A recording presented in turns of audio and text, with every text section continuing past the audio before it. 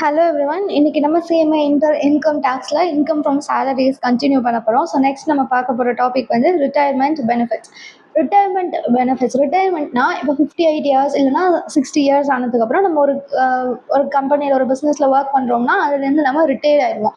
அப்போ வந்து நமக்கு என்னென்ன பெனிஃபிட்லாம் வருது, அந்த எம்ப்ளாய்க்கு என்னென்ன பெனிஃபிட்லாம் வருது அப்படிங்கிறது. ஓகே, ஃபர்ஸ்ட் வந்து கிராஜுவிட்டினா கிராட்டிடியூட்காக, தேங்க்யூ சொல்கிறதுக்காக அந்த கம்பெனி வந்து கம்பெனின்னு சொல்லக்கூடாது, அந்த பிஸ்னஸ், ஓகே, அந்த எம்ப்ளாயர் வந்து எம்ப்ளாயிக்கு ஒரு லம்சம் பேமெண்ட் பண்ணுவாங்க. அதுதான் கிராஜுவிட்டி.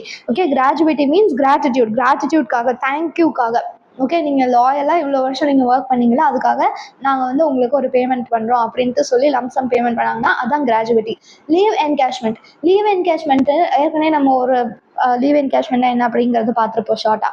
ஸோ நம்ம லீவ் எடுக்கல அப்படின்னா அதுக்கு பதிலாக நமக்கு கேஷ் கொடுத்துருவாங்க. அதுதான் லீவ் என்கேஷ்மெண்ட். ஓகே, எடுக்காத லீவுக்கு பதிலாக நமக்கு கேஷ் கொடுத்துடலாம். அதுதான் லீவ் என்கேஷ்மெண்ட். Next pension. இப்போ நம்ம ஒர்க் பண்ணும்போது மாதம் சேலரி வருது, அந்த மாதிரி ரிட்டையர் ஆனதுக்கப்புறம் மாதம் பென்ஷன் வரும். ஓகே, ரெகுலராக மந்த்லி நம்மளோட லைஃப்க்கு, நம்ம ரெஸ்ட் ஆஃப் லைஃப்க்கு, நமக்கு நம்ம இறந்து போகிற வரைக்கும், இறந்து போனதுக்கப்புறமும் சில கேஸில் ஃபேமிலிக்கும் கொடுப்பாங்க. ஓகே, நம்ம எவ்வளோ வருஷம் ஒர்க் பண்ணோம்ல, அப்போ நம்மளுக்கு சேலரி கொடுப்பாங்களே மந்த்லி. அதே மாதிரி ரிட்டையர் ஆனதுக்கப்புறம் மந்த்லி பென்ஷன் கொடுப்பாங்க. நெக்ஸ்ட் வந்து ரிட்ரென்ச்மெண்ட் காம்பன்சேஷன் அப்படின்னா, இது ஒரு கம்பெனி வந்து இப்போ கம்பெனியில் 2 டிபார்ட்மெண்ட் இருக்குன்னு வச்சுக்கோங்க. ஒரு டிபார்ட்மெண்ட்டு இழுத்து மூடிட்டாங்க. அப்போ அந்த டிபார்ட்மெண்ட்டில் ஒர்க் பண்ணியிருக்கிற எம்ப்ளாயீஸ்லாம் இருக்காங்கள, அவங்களெல்லாம் வேலையை விட்டு போக சொல்லிடுவாங்கல்ல. அதனால அவங்களுக்கு வந்து அவங்கள போக சொல்கிறதுக்காக அவங்களுக்கு ஒரு காம்பன்சேஷன் கொடுக்குறாங்க. ஓகே, நாங்கள் வந்து உங்களை வேலையை விட்டு அனுப்ப போகிறோம், அதுக்காக உங்களுக்கு ஒரு காம்பன்சேஷன் கொடுக்கணும். அதுதான் ரிட்ரென்ச்மெண்ட் காம்பன்சேஷன் அப்படின்ட்டு கம்பெனி சொல்லும். ஓகே, கம்பெனி வந்து எம்ப்ளாயோட ஃபால்ட்னால இல்லாமல் வேறு ஏதாச்சும் அந்த கம்பெனியோட ஃபால்ட்னால, அந்த கம்பெனி வந்து இந்த பிரான்ச்சை இழுத்து மூடிடலாம் அப்படின்னு முடிவு பண்ணியிருக்கலாம். இல்லைனா நம்ம நிறைய எம்ப்ளாயிஸ் வச்சுருக்கோம், இவ்வளோ எம்ப்ளாயிஸ் தேவையில்லை, சில பேருக்கு நம்ம வேலையை விட்டு அனுப்பிடலாம், அந்த மாதிரி முடிவு பண்ணியிருக்கலாம். அந்த மாதிரி எம்ப்ளாயிஸை வேலையை விட்டு அனுப்புறதுக்காக அவங்களுக்கு ஒரு காம்பன்சேஷன் கொடுக்குறோம். அதுதான் retrenchment compensation. Next VRS compensation. விஆர்எஸ்னா வாலண்டரி ரிட்டையர்மெண்ட் ஸ்கீம். ஓகே, இப்போ கொஞ்சம் வயசாயிடுச்சு, நம்ம 60 வயசுக்கு ரிட்டையர்மெண்ட்டா, சில எம்ப்ளாயிஸ் என்ன பண்ணுவாங்க, ஒரு 52 53 வயசுலேயே நான் இப்போயே ரிட்டையர்ட் ஆகிக்கிறேன், சீக்கிரம் ரிட்டையர்ட், நான் விஆர்எஸ் கொடுத்துட்டு நான் வந்துடுறேன், அவங்களால ஒர்க் பண்ண முடியல, ஏதாவது ஒரு ஹெல்த் இஷ்யூ இருக்கலாம், அதுக்காக இல்லை அவங்க பசங்க நல்ல வேலைக்கு போயிருக்கலாம், அவங்களுக்கு இனிமேல் ஒர்க் பண்ணுறதுக்கான நீடு இருக்காது, அந்த மாதிரி ஏதாவது ஒரு ரீசன்னால வாலண்டியராக அவங்களே நான் ரிட்டையர் ஆகிக்கிறேன், இப்போவே கொஞ்சம் சீக்கிரமாகவே நான் ரிட்டையர் ஆகிக்கிறேன் அப்படின்ட்டு சொல்லுவாங்க. அதுதான் வாலண்டியர் ரிட்டையர்மெண்ட் ஸ்கீம். ஓகே, அவங்களுக்கு வந்து ஒரு லம்சம் பேமெண்ட் வந்து எம்ப்ளாயர் வந்து கொடுப்பாங்க. அதுதான் விஆர்எஸ் காம்பன்சேஷன். ஓகேவா, விஆர்எஸ் காம்பன்சேஷன்னா வாலண்டியராக ரிட்டையர் ஆகவங்களுக்கு ஒரு காம்பன்சேஷன் கம்பெனி கொடுக்கும். அதுதான் வாலண்டரி ரிட்டையர்மெண்ட் காம்பன்சேஷன். ஸோ இது எல்லாமே வந்து நம்மளுக்கு ரிட்டையர் ஆகும்போது தான் கிடைக்கும். அதனால தான் அது பேர் ரிட்டையர்மெண்ட் பெனிஃபிட்ஸ். இப்போ நம்ம இதில் ஒன்றா பார்த்தோம் அப்படின்னா ரிட்டையர்மெண்ட் பெனிஃபிட்ஸ் வந்து முடிஞ்சிருச்சு. இதுக்கு நெக்ஸ்ட் நம்ம பார்க்க போகிறது இது ஒன்றா தான். இதுக்கு வந்து உங்களுக்கு நல்ல மெமரி தேவை. ஓகே, ஜஸ்ட் நீங்கள் ரீட் பண்ணி அண்டர்ஸ்டாண்ட் பண்ணால் மட்டும் போதாது. இன்கம் டேக்ஸை பொறுத்த வரைக்கும் ஞாபகம் வச்சுக்கணும். எப்படி ஞாபகம் வச்சுக்கிறது, ரெகுலராக ரிவைஸ் பண்ணணும். ஓகே, இப்போ வந்து இந்த சாப்டர் படிக்கும்போது ரெசிடென்ஷியல் ஸ்டேட்டஸ் ஞாபகம் இருக்கா, உங்களுக்கு மறந்து போயிருக்குமா? ரெசிடென்ஷியல் ஸ்டேட்டஸோட கண்டிஷன்ஸ்லாம் ஞாபகம் இருக்குமா? மறந்துருக்கும் நிறைய பேருக்கு. ஸோ அப்படி மறக்கிறது ஓகே தான், காமன் தான். மறக்குதேன்னு நினச்சி ஃபீல் பண்ண வேணாம். ஆனால் நீங்கள் ரெகுலராக ரிவைஸ் பண்ணணும். சேலரி சாப்டரில் ஒரு டாபிக் முடிச்சோன்னா அதை போய் ரெசிடென்ஷியல் ஸ்டேட்டஸை போய் அது ஞாபகம் இருக்கா அப்படின்ட்டு ரீகால் பண்ணிவிட்டு அப்புறம் நெக்ஸ்ட் ஹவுஸ் ப்ராப்பர்ட்டி படிக்கணும். அந்த மாதிரி கியூமுலேட்டிவாக நீங்கள் படிச்சுட்டே இருந்தீங்கன்னா மட்டும்தான் உங்களுக்கு எக்ஸாம் எழுதுகிற வரைக்கும் ஞாபகம் இருக்கும். ஓகேவா, இப்போ கிராஜுவிட்டி பார்க்கலாம். கிராஜுவிட்டி வந்து section 10 subsection 10. Okay, section 10 subsection 10. கிராஜுவிட்டினா என்ன? Retirement benefit given by the employer to the employee in consideration for past services. இப்போ இருக்கிற சர்வீஸ்க்கா இல்லை, பாஸ்ட் சர்வீசஸ். நீங்கள் முன்னாடி வேலை பார்த்தீங்களே அதுக்கு வந்து நாங்கள் ரொம்ப தேங்க்ஃபுல்லாக இருக்கோம் அப்படின்ட்டு எம்ப்ளாயர் வந்து எம்ப்ளாயிக்கு தேங்க்யூ சொல்கிறாங்க. அந்த தேங்க்யூ சொல்கிற பேமெண்ட் தான் வந்து என்னது, கிராஜுவிட்டி. கம்பெனி வந்து உங்களுக்காக வி ஆர் வெரி கிரேட்ஃபுல் அப்படிங்கிற மாதிரி சொல்லி ஒரு பேமெண்ட் பண்ணுறாங்க. அந்த பேமெண்ட் தான் என்னது, கிராஜுவிட்டி. ஓகே, கிராஜுவிட்டியோட மீனிங் புரிஞ்சிச்சா? இப்போ இந்த சார்ட் வந்து பாருங்கள். கிராஜுவிட்டி எப்போ நம்ம ரிசீவ் பண்ணுறோம், நம்ம சர்வீஸில் இருக்கும் போது ரிசீவ் பண்ணுறோம் அப்படின்னா ஃபுல்லி டேக்ஸபிள். கவர்மெண்ட் எம்ப்ளாயி இல்லை ப்ரைவேட்டில் இருக்கிற எம்ப்ளாயி எதாக இருந்தாலும் சர்வீஸில் இருக்கும் போது கிராஜுவிட்டி நம்ம ரிசீவ் பண்ணோன்னா ஃபுல்லி டேக்ஸபிள். ஓகே. ரிட்டைர்மெண்ட்டுக்கு அப்புறம் ரிசீவ் பண்ணோம் அப்படின்னா கவர்மெண்ட் எம்ப்ளாயி இருந்தால் ஃபுல்லி எக்ஸம்ட். உங்களுக்கு இப்போ தெரியுமா எக்ஸம்ட்னா என்ன, டாக்ஸபிள்னா என்னன்ட்டு? டாக்ஸபிள்னா அதுக்கு டாக்ஸ் கட்டணும், அது வந்து சேர்த்துக்கணும். எக்ஸம்ட்னா அதுக்கு டாக்ஸ் கட்ட வேணாம், அது சேர்க்கக்கூடாது. ஓகே, எக்ஸம்ட்னா என்னங்கிறது. ஓகே, கவர்மெண்ட் எம்ப்ளாயிக்கு நம்ம கிராஜுவிட்டி கொடுக்குறோம், ஒரு 50,000 ருபீஸ் கிராஜுவிட்டி கொடுக்குறோன்னா அந்த 50,000 ருபீஸ்க்குமே அந்த கவர்மெண்ட் எம்ப்ளாயி டேக்ஸ் கட்ட வேண்டாம், ஃபுல்லி எக்ஸம்ட் கவர்மெண்ட் எம்ப்ளாயியாக இருந்தால். நான் கவர்மெண்ட் எம்ப்ளாயியாக இருந்தால் ரெண்டாக பிரிக்கிறோம். கிராஜுவிட்டி ஆக்டில் அவங்க கவர் ஆயிருக்காங்களா அப்படிங்கிறது கொஸ்டினில் கொடுத்துருப்பாங்க. ஓகே, கிராஜுவிட்டி ஆக்ட்னு ஒன்று இருக்குது, லாவில் வந்து படிப்பீங்க. அந்த ஆக்டில் இந்த எம்ப்ளாயி வராங்களா அப்படின்னு பார்க்கணும். யாருக்கு பார்க்கணும்? நான் கவர்மெண்ட் எம்ப்ளாய்க்கு, ப்ரைவேட் செக்டரில் இருக்க எம்ப்ளாய்க்கு மட்டும் தான். கவர்மெண்ட் எம்ப்ளாயி வந்து எதாக இருந்தாலும் கவர்மெண்ட் எம்ப்ளாய்க்கு ஃபுல்லி எக்ஸம்ட். ஆஃப்டர் ரிட்டைர்மெண்ட்டில் எவ்வளோ கிராஜுவிட்டி ரிசீவ் பண்ணியிருந்தாலும் கவர்மெண்ட் எம்ப்ளாயியாக இருந்தால் fully exempt.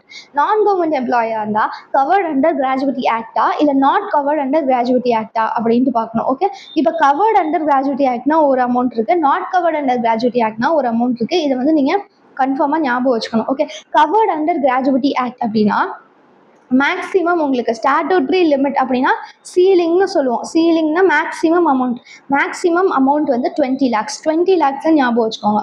Okay, covered under gratuity ஆக்ட்னா மேக்ஸிமம் உங்களுக்கு எவ்வளோ கிராஜுவிட்டி கொடுக்கலாம் அப்படின்னா 20 லட்ச ரூபா கொடுக்கலாம். ஓகே, இதில் விச் எவர் இஸ் லெஸ் வந்து எக்ஸம்ட். இந்த மூணுத்தையும் போட்டு பார்க்கணும். இதில் எது கம்மியோ அது வந்து எக்ஸம்ட். விச் எவர் இஸ் லெஸ் வந்து exempt. Okay, actual gratuity received, ஆக்சுவலாக எவ்வளோ கிராஜுவிட்டி பே பண்ணுறோமோ அந்த அமௌண்ட். ஓகே, நெக்ஸ்ட் வந்து 15/26 into last drawn salary into completed years of service. இதை வந்து ஞாபகம் வச்சுக்கணும். ஓகேவா, completed years of service or part thereof அப்படின்னு ஞாபகம் வச்சுக்கோங்க. ஆர் பார்ட் thereof. 15/26 into completed years of service into last drawn salary. Last drawn சேலரினா நீங்கள் லாஸ்ட்டாக ஒர்க் பண்ண மந்த்தில், இப்போ நீங்கள் பிப்ரவரி மந்த் ரிட்டையர்ட் ஆகுறீங்க அப்படின்னா ஜான்வரி மந்த் தான் last drawn salary into 15/26 into completed year of service or part there of.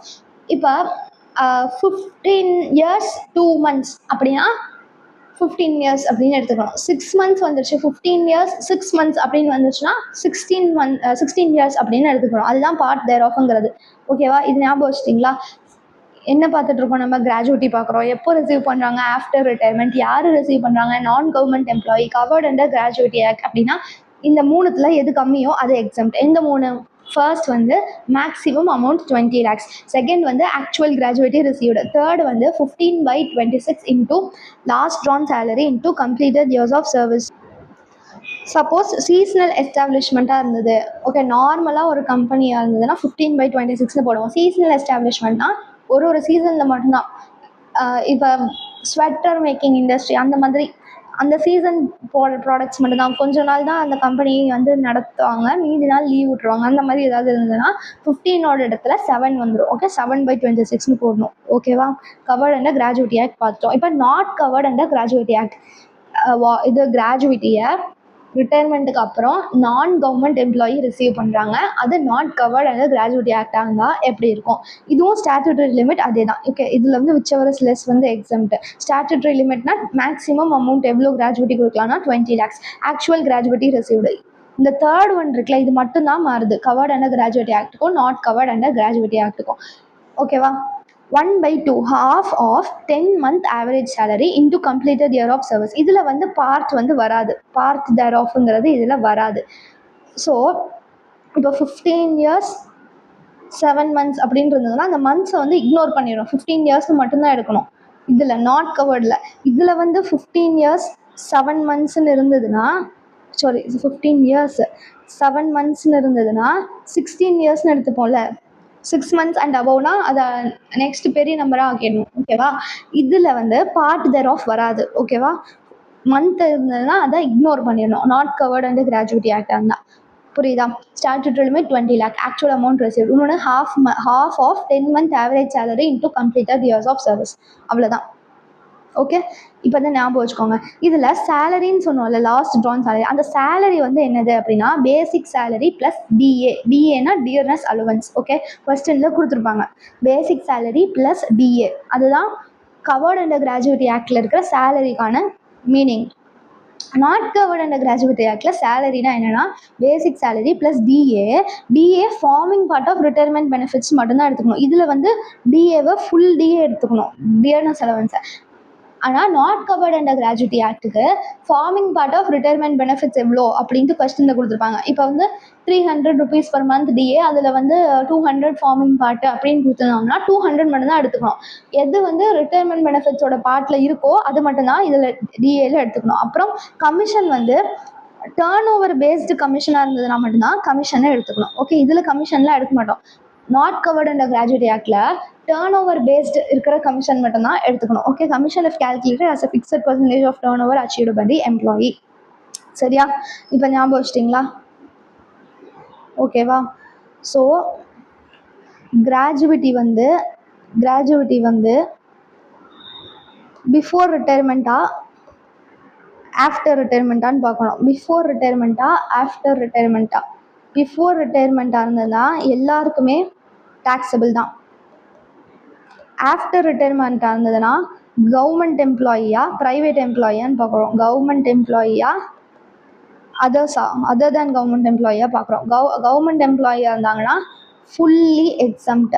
Other than government எம்ப்ளாயியாக இருந்தாங்கன்னா அவங்க கிராஜுவிட்டி ஆக்டில் வருவாங்களா, கிராஜுவிட்டி ஆக்டில் வரமாட்டாங்களா அப்படின்ட்டு பார்க்கணும். ஓகே, கிராஜுவிட்டி ஆக்டில் வருவாங்க. ரெண்டுத்துக்குமே வந்து ஃபர்ஸ்ட் 2 பாயிண்ட் வந்து 2 பேத்துக்குமே வந்து சேமாக தான் வரும்.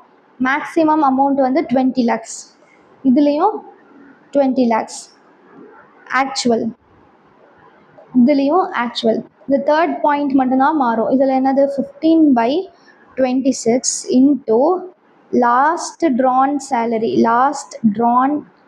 Salary into completed year of service or பார்ட்டும் இதில் வரும். சரியா? இதில் சேலரினா என்ன? சேலரினா பேசிக் ப்ளஸ் டிஏ ஃபுல்லு.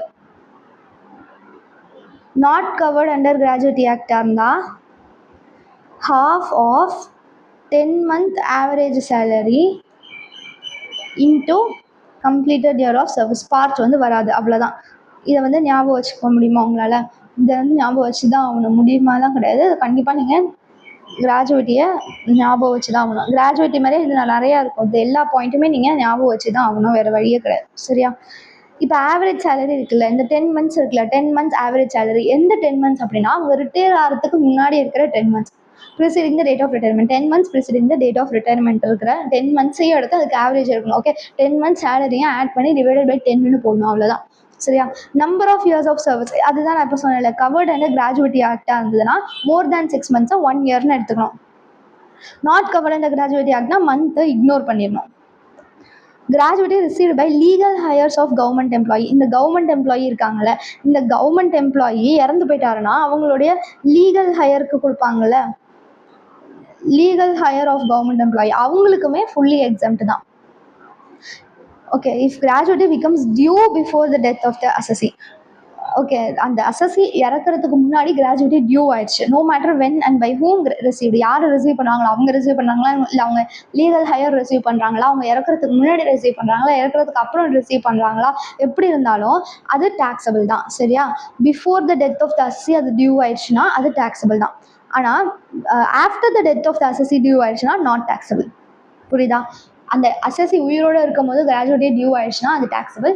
அசஸி இறந்ததுக்கு அப்புறம் கிராஜுவிட்டி டியூ ஆயிடுச்சுன்னா அது நாட் டாக்ஸபிள். அவ்வளோதான். இப்போ இந்த இல்லஸ்ட்ரேஷன் வந்து பார்க்கலாம். Ashok, an employee of ABC Limited, receives 8,05,000 as gratuity under the payment of Gratuity Act. அப்படின்னா இவங்க covered under Gratuity Actனு வந்துருவாங்க. He retires on 10th September 2025. Retirement date வந்து கொடுத்துருக்காங்க. After rendering service of 35 years and 7 months. Okay, இப்போ covered under Gratuity Act இருந்ததுன்னா more than 6 months இருந்தால் நம்ம 1 year எடுத்துப்போம். ஸோ 35 years 7 months தான், அதை நம்ம 36 years அப்படின்ட்டு எடுத்துக்கணும். கரெக்டா? The last drawn salary was 32,700 per month. Okay, calculate the amount of gratuity chargeable to tax. இப்போ இது நம்ம பார்த்தோம்ல, இது வந்து எவ்வளோ எக்ஸம்ட்டுங்கிறது. அப்படின்னா எவ்வளோ டாக்ஸபிள்? மொத்த கிராஜுவிட்டி இருக்குல்ல, அதுலேருந்து எவ்வளோ எக்ஸம்ட்டோ அதை மைனஸ் பண்ணிவிட்டு அதானே டாக்ஸபிள். புரியுதா? ஸோ இது எவ்வளோ எக்ஸம்ட்டுன்னு நம்ம பார்த்தோம். அப்போ எவ்வளோ டாக்ஸபிள்? மொத்த அமௌண்ட்லேருந்து எக்ஸம்ட்டை மைனஸ் பண்ணிட்டா எவ்வளோ வருதோ அதுதான் டாக்ஸபிள். இவங்க என்ன கேட்குறாங்க, கம்ப்யூட் கிராஜுவிட்டி சார்ஜபிள் டு டேக்ஸ்னு கேட்குறாங்க. ஸோ எவ்வளோ டேக்ஸபிள்னு கேட்குறாங்க. Computation of taxable gratuity of Ashok for assessment year 2026-27, previous year 2025-26, particulars amount. So இந்த மாதிரி நீங்கள் ப்ரெசன்டேஷன் பண்ணுறது இம்பார்ட்டண்ட். நீங்கள் ஹெட்டிங்கே எழுதாமல் சும்மா அமௌண்ட்டை மட்டும் அப்படியே எழுதிட்டு வரக்கூடாது. ரஃப் ஒர்க் பண்ண மாதிரி எக்ஸாமில் எழுதக்கூடாது. சரியா? இப்போ எவ்வளோ டேக்ஸபிள்னு கண்டுபிடிக்கணும்னா, எவ்வளோ கிராஜுவிட்டியை நம்ம ரிசீவ் பண்ணியிருக்கோமோ அதுலேருந்து எக்ஸாம்கிட்ட மைனஸ் பண்ணிடணும். கிராஜுவிட்டி ரிசீவ்டு, எவ்வளோ கிராஜுவிட்டி ரிசீவ் பண்ணியிருக்கோம், 8,05,000 லெஸ் எக்ஸம்ஷன் போடணும். சரியா?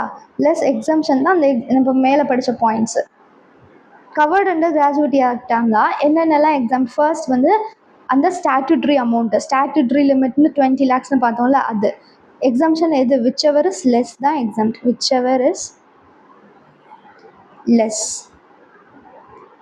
ஸ்டாட்யூட்ரி லிமிட், ஸ்டாட்யூட்ரி லிமிட் வந்து எவ்வளோ, 20 லட்சம். ரெண்டுத்துலையுமே கவர்டோ நாட் கவர்டோ 20 லட்சம் தான். பி வந்து ஆக்சுவல் கிராஜுவிட்டி, ஆக்சுவல் கிராஜுவிட்டி அதுதான் 8,05,000 கொடுத்துருக்காங்க. 8,05,000. இன்னொன்று வந்து என்னது, 15/26 into last drawn salary into completed years of service or part, completed years of service or part thereof. 15 by bracket போட்டு 15/26 into லாஸ்ட் drawn salary வந்து எவ்வளோ, 32,700. 32,700. இயர் தான் வந்து 35 years 7 monthன்னு கொடுத்துருந்தாங்க, 36ன்னு எடுத்துக்கணும். இன்ட்டு 36. இப்போ அதை கேல்குலேட்டரில் போடுங்க. 15/26 into 32,700 into 36 போட்டால் 679153.84ன்னு வருது. நம்ம வந்து 679154ன்னு எடுத்துக்கலாம். இப்போ இந்த மூணுத்தில் எது கம்மி, 20 lakhs, 8,05,000, 6,79,154. இது மூணுத்தில் எது கம்மி, 6,79,154. ஸோ அதுதான் எக்ஸம்ட். ஸோ எக்ஸம்ட்டை வந்து மைனஸ் பண்ணிவிட்டு மீதி இருக்கிறது டேக்ஸபிள் அப்படின்ட்டு நம்ம போடுவோம். சரியா? ஸோ 8,05,000 மைனஸ் 679,154 போட்டால் 125,846. இதுதான் taxable gratuity. taxable gratuity. அவ்வளோதான் இந்த question. Next illustration number 3. Mr. Oldman retired from his job after 29 years and 6 months and 15 days of service. Okay, 29 years, 6 months and 15 days of service னு கொடுத்துருக்காங்க. On 17/12/2025 and received gratuity amounting to 18 lakhs. இதுதான் actual gratuity received. Okay, his salary at the time of retirement was basic 60,000 per month. Retirement ஆகிறப்போ அவங்களோட salary வந்து 60,000 per month இருந்தது. DA 10,200, house rent allowance 12,000, commission on turn over 1%, commission on profit 50,000. So நம்ம பார்த்தோம்ல, commission on turn over மட்டும்தான் நம்ம எடுக்கணும். வேறு ஏதாவது ஒரு கமிஷனாக இருந்தால் அது எடுக்கக்கூடாது. அப்படின்னா அந்த கமிஷன் ஆன் டர்ன் ஓவர் எடுக்கணும், அந்த கமிஷன் ஆன் ப்ராஃபிட்டை நம்ம எடுக்கக்கூடாது. He got an increment on 1/4/2025 of 5,000 per month. 1/4/2025 அவங்களுக்கு இன்க்ரிமெண்ட் வந்திருக்கு. ஸோ இந்த வருஷம் ஆரம்பிக்கிறப்ப ஒரு இன்க்ரிமெண்ட் வந்திருக்கு 5,000 per month. அப்போனா அதுக்கு முன்னாடி அவங்களோட சேலரி எப்படி இருக்கும், ரிட்டையர் ஆகிறப்ப இப்போ டிசம்பர் மாதம் அவங்களோட சேலரி 60,000 per month இருந்துச்சு. சரியா? அது இன்க்ரிமெண்ட்டுக்கு அப்புறம். கரெக்டாக புரியுதா? இங்கே இருக்குது 1/4/25. 1/4/25 5,000 per month இன்க்ரிமெண்ட் கொடுத்துருக்காங்க. அந்த இன்க்ரிமெண்ட் கொடுத்ததுக்கு அப்புறம் இந்த டிசம்பர் அப்போ அவருடைய சேலரி வந்து 60,000 இருக்குது. அப்படின்னா அதுக்கு முன்னாடி வந்து 55,000 இருந்திருக்கும். கரெக்டாக? Okay 5,000 per month in basic. Turnover achieved by SSC வந்து 10 lakhs per month. Calculate his taxable gratuity if he is a government employee. Government employee இருந்தால் gratuity வந்து fully exempt. கரெக்டா? ஸோ government employee இருந்தால் gratuity is fully exempt. இதில் எவ்வளோ டேக்ஸபிள்னு கேட்குறாங்க. ஃபுல்லாகவே எக்ஸாம்ட்னா டேக்ஸபிள் வந்து நில். Hence taxable gratuity is nil அப்படின்னு எழுதிக்கோங்க. Taxable gratuity is nil. Next வந்து non government employee covered under gratuity act. Non government employee covered under Gratuity Act.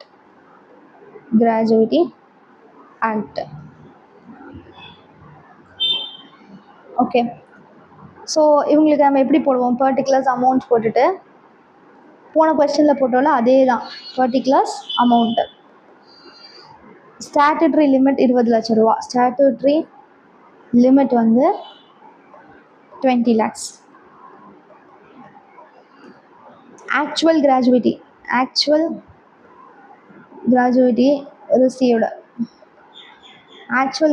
received. வந்து எவ்வளோ கொடுத்துருக்காங்க கொஸ்டினில்? 18 lakhs கொடுத்துருக்காங்க. அந்த 18 lakhs ஓகே. இப்போ டேக்ஸபிள் கண்டுபிடிக்கிறோமா அப்படின்னா இப்படி போடணும். இது அப்படியே கீழே கொண்டு வந்துக்கலாம். 18 இது வந்து எக்ஸாம்ட் எவ்வளோன்னு போடுறோம் நம்ம இப்போது. கரெக்டா? So taxable okay, full gratuity minus exemption தான் டேக்ஸபிள்னு போடணும். அதனால் அந்த ஃபுல் கிராஜுவிட்டி அமௌண்ட்டை எழுத மறந்துட்டேன். அதனால் இப்படி போட்டுக்கலாம். கிராஜுவிட்டி received less exemption தான் இந்த 3 இது. எக்ஸம்ஷன் வந்து என்னது? whichever is less. WELனா whichever is less. Example எழுதும்போது ஃபுல்லாக தான் எழுதணும். 18 lakhsல இந்த 3த்துல எது கம்மியோ அதை மைனஸ் பண்ணிவிட்டு மீதி இருக்கிறது தான் டேக்ஸபிள்னு போடுவோம். தேர்டு ஒன் வந்து என்னது? 15/26 into last drawn salary into completed years of service or parts thereof. Okay, 15/26 into last drawn salary. இதில் கவர்ட் அண்டர் கிராஜுவிட்டி ஆக்டுக்கு சேலரினா என்னது? Basic plus DA full. கரெக்டா? நாட் கவர்டுக்கு தான் பேசிக் ப்ளஸ் டிஏ ஃபார்மிங் பார்ட்டும் கமிஷன் ஆன் டர்ன் ஓவரும் எடுப்போம். கவர்ட் அண்டர் கிராஜுவிட்டி ஆக்ட் தான் இப்போ நம்ம போடுறோம். So basic plus DA full. Basic வந்து 60,000 per month. Dearness allowance 10,200 per month. So அது ரெண்டுத்தையும் ஆட் பண்ணிக்கோங்க. 60,000 + 10,200. சேலரினா basic plus DA forming part. Sorry, basic plus DA full. கரெக்டா? பேசிக் ப்ளஸ் டிஏ ஃபுல் இங்கே இருக்குது. பேசிக் ப்ளஸ் டிஏ ஃபுல் எடுக்கணும். அதனால் 60,000 + 10,200 எடுக்கிறோம். 60,000 + 10,200 into completed years of service or part thereof. எத்தனை வருஷம் இவங்க ஒர்க் பண்ணியிருக்காங்க? 29 years 6 monthsனு வந்துச்சு. ஸோ 6 monthsனால் நம்ம 1 yearனு கவுண்ட் பண்ணிக்கணும். இதில் கவர்ட் அண்டர் கிராஜுவிட்டி ஆக்டில். நாட் கவர்ட்னா அதை இக்னோர் பண்ணிடணும் மந்த்தை. இப்போ 29 years 6 monthsனால் 30 yearsனு எடுத்துக்கணும். 30 × 30. ஸோ 60,000 + 10,200னா 70,200 இன்ட்டு 15/26 இன்ட்டு 30 எவ்வளோ வருது? 12,15,000 வருது. இந்த மூணுத்தில் எது கம்மி? 20, 18, 12,15,000ல் 12,15,000 தான் கம்மி. ஸோ அதுதான் எக்ஸாம்ட். மீதி இருக்கிறது டேக்ஸபிள். ஸோ 18 lakhs மைனஸ் 12,15,000னா 5,85,000 வந்து டேக்ஸபிள் கிராஜுவிட்டி. இப்போ நெக்ஸ்ட்டு வந்து நாட் இடம் இல்லையா? நெக்ஸ்ட் வந்து not covered under gratuity act போடலாம். சி வந்து not covered under gratuity act. அந்த தேர்ட் பாயிண்ட் மட்டும்தான் மாறும் எக்ஸம்ஷனில். மீதி எல்லாமே சேமாக தான் வரும். கரெக்டாக? Particulars amount. ஃபர்ஸ்ட் வந்து கிராஜுவிட்டிலேருந்து மைனஸ் பண்ணல. ஸோ கிராஜுவிட்டி ரிசீவ்டு வந்து 18 lakhs லெஸ் எக்ஸம்ஷன். எக்ஸம்ஷன் வந்து என்னது? Which ever is less. Exemption which ever is less. First வந்து ஸ்டாட்யூட்ரி லிமிட். அந்த மூணுத்தையும் நீங்கள் எந்த ஆர்டரில் வேணாலும் போட்டுக்கலாம், அது ஒன்றும் பிரச்சனை இல்லை. ஸ்டாட்யூட்ரி லிமிட் வந்து 20 லட்சம்.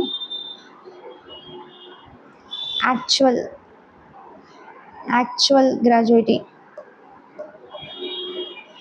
18 lakhs. இது நாட் கவர்ட் அண்டர் கிராஜுவிட்டி ஆக்டுக்கு நெக்ஸ்ட் பாயிண்ட் வந்து என்ன வரும்? half of 10 month average salary into completed years of service. Half of 10 month average salary.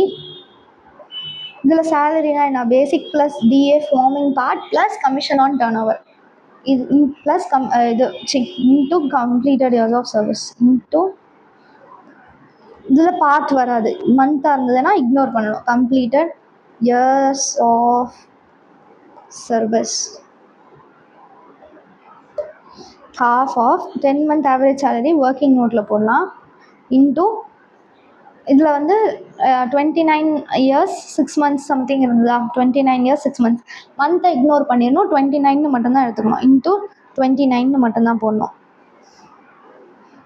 So இந்த மூணுத்தில் எது கம்மியோ அதை வந்து நம்ம இங்கே லெஸ் பண்ணோன்னா டேக்ஸபிள் கிராஜுவிட்டி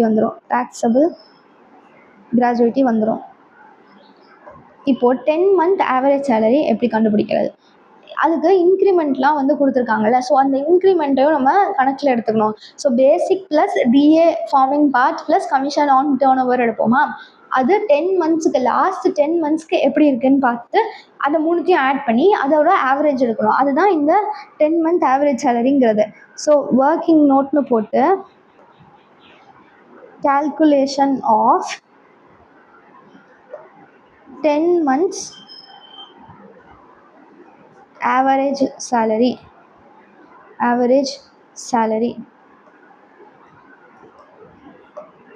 ஓகே, சேலரினா என்னது? Basic salary. இந்த gratuity not covered under gratuity ஆக்டுக்கு சேலரினா basic plus DA forming part plus commission on turn over. So இந்த மாதிரி ஷார்ட் ஃபார்மாக எக்ஸாமில் எழுதக்கூடாது, எக்ஸாமில் ஃபுல்லாகவே எழுதுங்க. பேசிக் வந்து லாஸ்ட் 10 monthsக்கு எடுக்கணும். பேசிக் நம்ம இதில் பார்த்தோம்ல, இப்போ 17-12 அவங்க ரிட்டையர் ஆகிறாங்கன்னா அவங்களுக்கு இருக்கிற லாஸ்ட் 10 month என்னது?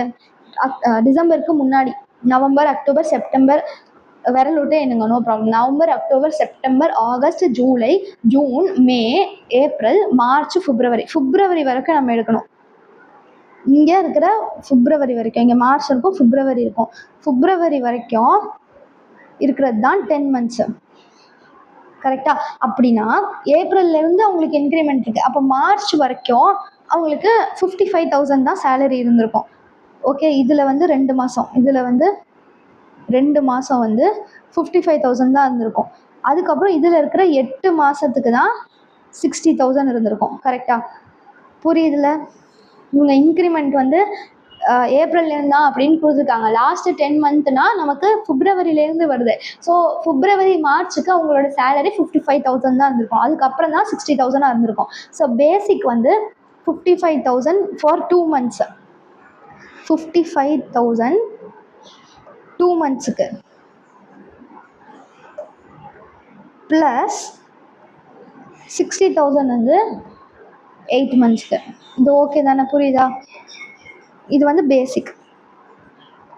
டிஏ வந்து 10,200 கொடுத்துருக்காங்க. அது ஃபார்மிங் பார்ட்டா நாட் ஃபார்மிங் பார்ட்டான்னு எதுவுமே கொடுக்கல. அதனால நம்ம அஸ்யூம் பண்ணிக்குவோம். Assume forming part. ஸோ ஃபுல்லுமே ஃபார்மிங் பார்ட் அப்படின்ட்டு நம்ம அஸ்யூம் பண்ணிக்குவோம். ஸோ 10,200மே ஃபார்மிங் பார்ட்டுன்னு நம்ம அஸ்யூம் பண்ணிக்கணும். 10 monthsங்கிறதால இன்டூ 10 போடுறோம். Plus commission on turn over. Commission on turn over 1% கொடுத்துருக்காங்க. இந்த 10 lakhs இருக்குல்ல, இந்த 10 lakhsக்கு நம்ம 1% போடணும். 10 lakhsக்கு 1% போட்டால் 10,000 வருமா, அதுதான் commission on turn over. Commission on profit, அப்புறம் ஹவுஸ் ரெண்ட் அலவன்ஸ் அதெல்லாம் நம்ம எடுத்துக்கவே கூடாது. சும்மா நம்மள கன்ஃபியூஸ் பண்ணுறது கொடுத்துருக்காங்க. கமிஷன் ஆன் டர்ன் ஓவர் மட்டும்தான் எடுத்துக்கணும். அலவன்ஸ் எடுத்துக்கணும்ட்டு இன்கம் டேக்ஸில் சொல்லவே கிடையாது. Basic plus DA forming part plus commission on turn over மட்டும்தான் சொல்கிறாங்க. அலவன்ஸை எடுக்கவே வேண்டாம். புரியுதா? ஸோ 10,000 பர் மந்த் அப்படின்னா 10 மாதத்துக்கு 1,00,000 ரூபா. 10,000 இன்டூ 10. இப்போ இது எல்லாத்தையும் ஆட் பண்ணி டிவைடட் பை 10 போடணும். ஏன் 10 மந்த் ஆவரேஜ் சேலரிங்கிறதுனால. ஈக்குவல் டு எவ்வளோ வரும்? 55,000 into 2 M plus 60,000 into 8 M plus 10,200 into 10 M plus 1 lakh M plus MRC divided by 10 79,200 வருது. 79,200. இந்த 79,200 தான் இப்போ இங்கே போடணும். சரியா? 79,200ல் ஹாஃபு இன்டூ 29 போட்டால் 11,48,400 வருது. இப்போ மூணுத்தில் எது கம்மி? 11,48,400 தான் கம்மி. ஸோ 11,48,400. 18 lakhsல 11,48,400 மைனஸ் பண்ணோன்னா 6,51,600 வருது. அதுதான் டேக்ஸபிள் கிராஜுவிட்டி. சரியா? அவ்வளோதான் இந்த இல்லஸ்ட்ரேஷன். இப்போ நீங்கள் அதை ஞாபகம் வச்சிட்டிங்கன்னா இல்லஸ்ட்ரேஷன் சால்வ் பண்ணுறதெல்லாம் ரொம்ப ஈஸி ஆகிடும். சரியா? அதை ஞாபகம் வச்சுக்கிறது தான் கொஞ்சம் நீங்கள் எஃபர்ட் பண்ணணும். இப்போ Mrs X is working with ABC limited since last 20 years 9 months. சரியா? ஹர் சேலரி ஸ்ட்ரக்சர் இஸ் அண்டர்னு கொடுக்குது. Basic 35,000 per month, dearness allowance 13,000 per month. அவங்க வந்து இறந்து போயிட்டாங்கன்னு கொடுத்துருக்காங்க. on 15/12/2025 she died. State the treatment of gratuity in following cases. Case 1 வந்து Mrs X retired on 10/12/2025. Okay, அவங்க இறந்து போகிறதுக்கு முன்னாடி ரிட்டையர் ஆகிட்டாங்க. 5 நாள் முன்னாடி ரிட்டையர் ஆகிட்டாங்க. And gratuity 8 lakhs received by her husband legal heir as on 18/12/2025. அவங்களுடைய கிராஜுவிட்டி வந்து அவங்க இறந்து போனதுக்கு அப்புறம் வந்திருக்கு. ஸோ இது வந்து என்னது? Due before death. கரெக்டாக நம்ம அந்த கடைசியாக அந்த நோட்ஸ் மாதிரி பார்த்தோம்ல, அதில் டியூ பிஃபோர் டெத்து. டியூ பிஃபோர் டெத்துனா டாக்ஸபிள். இதில் கேஸ் 2ல வந்து husband of Mrs X received gratuity on 18/12/2025 falling due after death. Due after death. Due after டெத்தாக இருந்ததுன்னா எக்ஸம்டட். இதை படித்தோம்ல, இங்கே பாருங்கள். If gratuity becomes due before death of the அசஸியாக இருந்ததுன்னா யார் ரிசீவ் பண்ணியிருக்காங்கிறதெல்லாம் பார்க்க மாட்டோம், டாக்ஸபிள். ஆஃப்டர் டெத்தாக இருந்ததுன்னா நாட் டாக்ஸபிள். டியூ ஆஃப்டர் டெத்தாக இருந்ததுன்னா நாட் டாக்ஸபிள். சரியா? ஸோ இதில் வந்து அவங்க கவர்ட் அண்டர் கிராஜுவிட்டி ஆக்டா நாட் கவர்டான்னு கொடுத்துருக்காங்க. Okay, covered under payment of gratuity ஆக்ட்னே கொடுத்துருக்காங்க. அதனால ஈஸியாக சால்வ் பண்ணிடலாம். Case 1 computation of taxable gratuity of Mrs. X for assessment year 2026-27, previous year 2025-26. particulars amount.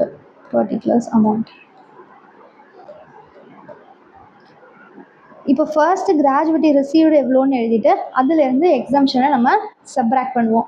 Gratuity received எவ்வளோ? கிராஜுவிட்டி ரிசீவ்டு வந்து இங்கே இருக்குது 8 lakhs. 8 lakhs லெஸ் எக்ஸம்ஷன் வந்து whichever is less. எது கம்மியோ அதுதான் எக்ஸம்ஷன். எந்த amount?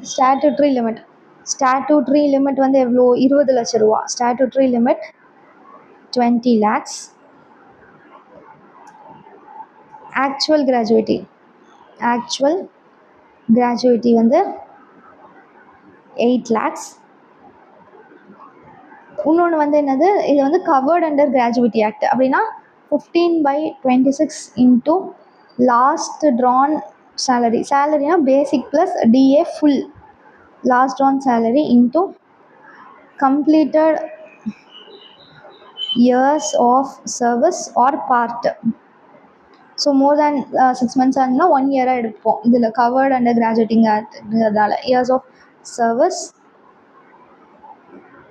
R part. 15/26 into last drawn salary na basic plus DA. Basic வந்து எங்க 35,000 per month, DA is 13,000 per month. So 35,000 plus 13,000 into completed years of service or part வந்து 20 years 9 months. அப்போ more than 6 monthsனால 1 yearனு எடுத்துக்கணும். 21 years அப்படின்னு எடுத்துக்கணும். into 21. 15/26 அதுக்கு 35,000 plus 13,000 into 15/26 into 21. 581538.46 வருது. நம்ம 581538 எடுத்துக்கலாம். இப்போ இந்த மூணுத்துல எது கம்மி? 581538 தான் கம்மி. ஸோ 581538 தான் எக்ஸம்டட். இப்போ மீதி வந்து டாக்ஸபிள். 8 lakhs மைனஸ் போட்டோன்னா 21846 1.538 வருது. நம்ம 21846.461 அப்படின்ட்டு எடுத்துக்கலாம். இதுதான் taxable gratuity. கேஸ் 2ல வந்து டியூ ஆஃப்டர் டெத்துன்னு கொடுத்துருக்காங்க, அதனால ஃபுல்லி எக்ஸம்ட். கேஸ் 2 வந்து since gratuity becomes due after death, fully exempt. Okay, அவ்வளோதான் இந்த கொஸ்டின். நெக்ஸ்ட் அவ்வளோதான். ஓகே, கிராஜுவேட்டி டாபிக் வந்து முடிஞ்சிருச்சு. கிராஜுவேட்டி ஈஸி தானே, நீங்கள் இந்த சார்ட்டை மட்டும் ஞாபகம் வச்சிட்டிங்கன்னா ஈஸியாக சால்வ் பண்ணிடலாம். நெக்ஸ்ட் வந்து லீவ் என்கேஷ்மெண்ட். லீவ் என்கேஷ்மெண்ட் எல்லாத்துக்குமே இப்படி ஒரு ப்ரொவிஷன் இருக்கும். அந்த ப்ரொவிஷனை நீங்கள் ஞாபகம் வச்சிட்டிங்கன்னா சம்லாம் ஈஸியாக சால்வ் பண்ணிடலாம். லீவ் என்கேஷ்மெண்ட்னா என்ன? நம்ம லீவ் எடுக்காததை கேஷாக நம்ம வித்ட்ரா பண்ணிக்கலாம். அதான் leave encashment. Every employee is entitled to paid leave each year. எல்லா எம்ப்ளாய்க்கும் இந்த வருஷத்துக்கு இவ்வளோ பெய்டு லீவ். இந்த லீவ் போட்டிங்கன்னா உங்கள் சேலரியெல்லாம் நாங்கள் டிலே பண்ண மாட்டோம், லாஸ் ஆஃப் பேலெலாம் இல்லை, இவ்வளோ லீவ் நீங்கள் போட்டுக்கலாம் அப்படின்ட்டு லீவ் வந்து கொடுப்பாங்க. அந்த லீவ் இருக்குல்ல, அது வந்து அன்யூஸ்டு லீவ் இருக்குல்ல, அது மேபி அக்யூமுலேட்டட்னா அதை சேர்த்து வச்சுக்கலாம். ஓகேவா? இப்போ இந்த மாதம் ஒரு நாள் லீவ் இருக்குன்னா நான் இந்த மாதம் ஒரு நாள் லீவ் எடுத்துக்கலாம், இல்லைனா அது அடுத்த மாதத்துல 2 நாள்லாம் எடுத்துக்கலாம். அப்படி எடுக்கலன்னா அதுக்கு அடுத்த மாதத்துல 3 நாள், அந்த மாதிரி சேர்த்து வச்சு நான் பயங்கரமாக ஒரு பிளான் போட்டு ஒரு வாரம் லீவ் போட்டு எங்கேயாவது போகலாம். அந்த மாதிரி பண்ணலாம், அக்யூமுலேட் பண்ணிக்கலாம். இல்லை அப்படின்னா என்கேஷ் பண்ணிக்கலாம்னா அந்த லீவுக்கு பதிலாக நம்ம கேஷை வந்து வித்ட்ரா பண்ணிக்கலாம். சரியா? The amount received for encashing the accumulated leave தான் leave encashment, leave salary encashment. அவ்வளோதான். லீவ் போடாமல் அதுக்கு பதிலாக கேஷ் வித்ட்ரா பண்ணிக்கிறது தான் லீவ் என்கேஷ்மெண்ட். சரியா? செக்ஷன் 10 சப்செக்ஷன் 10AA இருக்குது லீவ் என்கேஷ்மெண்ட். என்கேஷ்டு டியூரிங் சர்வீஸாக இருந்ததுன்னா ஃபுல்லி டாக்ஸபிள். கவர்மெண்ட் எம்ப்ளாயா நான் கவர்மெண்ட் எம்ப்ளாயா எதுவுமே பார்க்க முடியாது, எல்லா எம்ப்ளாய்க்குமே ஃபுல்லி டாக்ஸபிள். கிராஜுவிட்டி மாதிரியே தான். ரிசீவ்டு டியூரிங் த சர்வீஸ் இருந்ததுன்னா எல்லாத்துக்குமே டாக்ஸபிள். ஆஃப்டர் ரிட்டையர்மெண்ட்டாக இருந்தது அப்படின்னா கவர்மெண்ட் எம்ப்ளாயியாக இருந்தால் ஃபுல்லி எக்ஸம்ட். சரியா?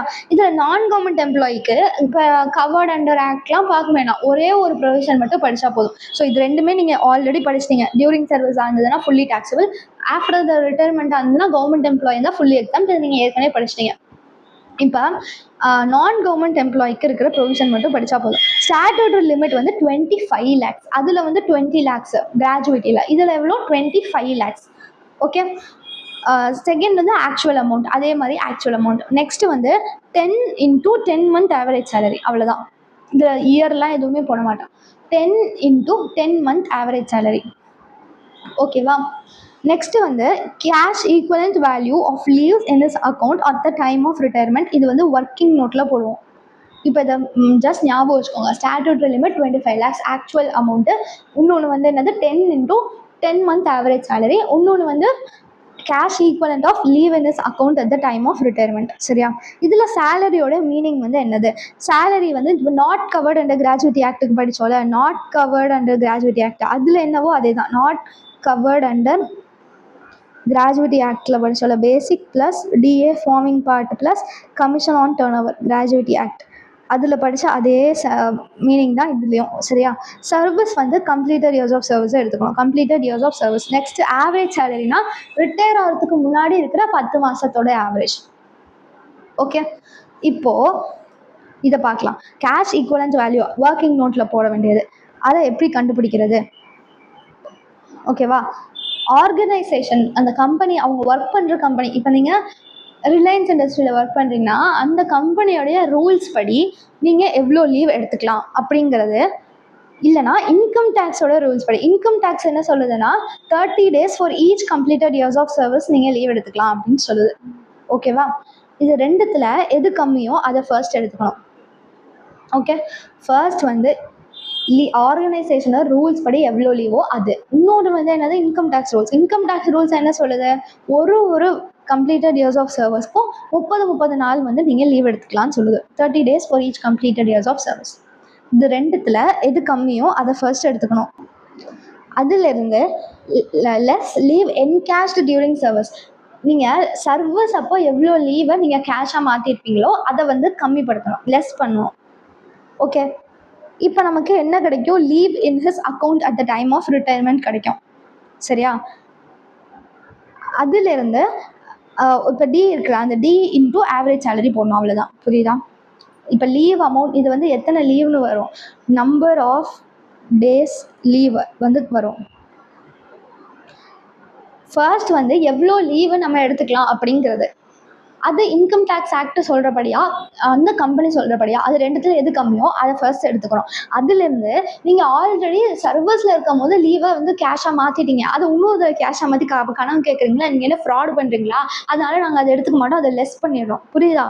அதை லெஸ் பண்ணிவிட்டு, லெஸ் பண்ணால் நமக்கு என்ன கிடைக்கும், எவ்வளோ லீவை வந்து நம்ம என்கேஷ் பண்ணிக்கலாம் அப்படிங்கிறது. Leave on his account at the time of retirement கிடைக்கும்.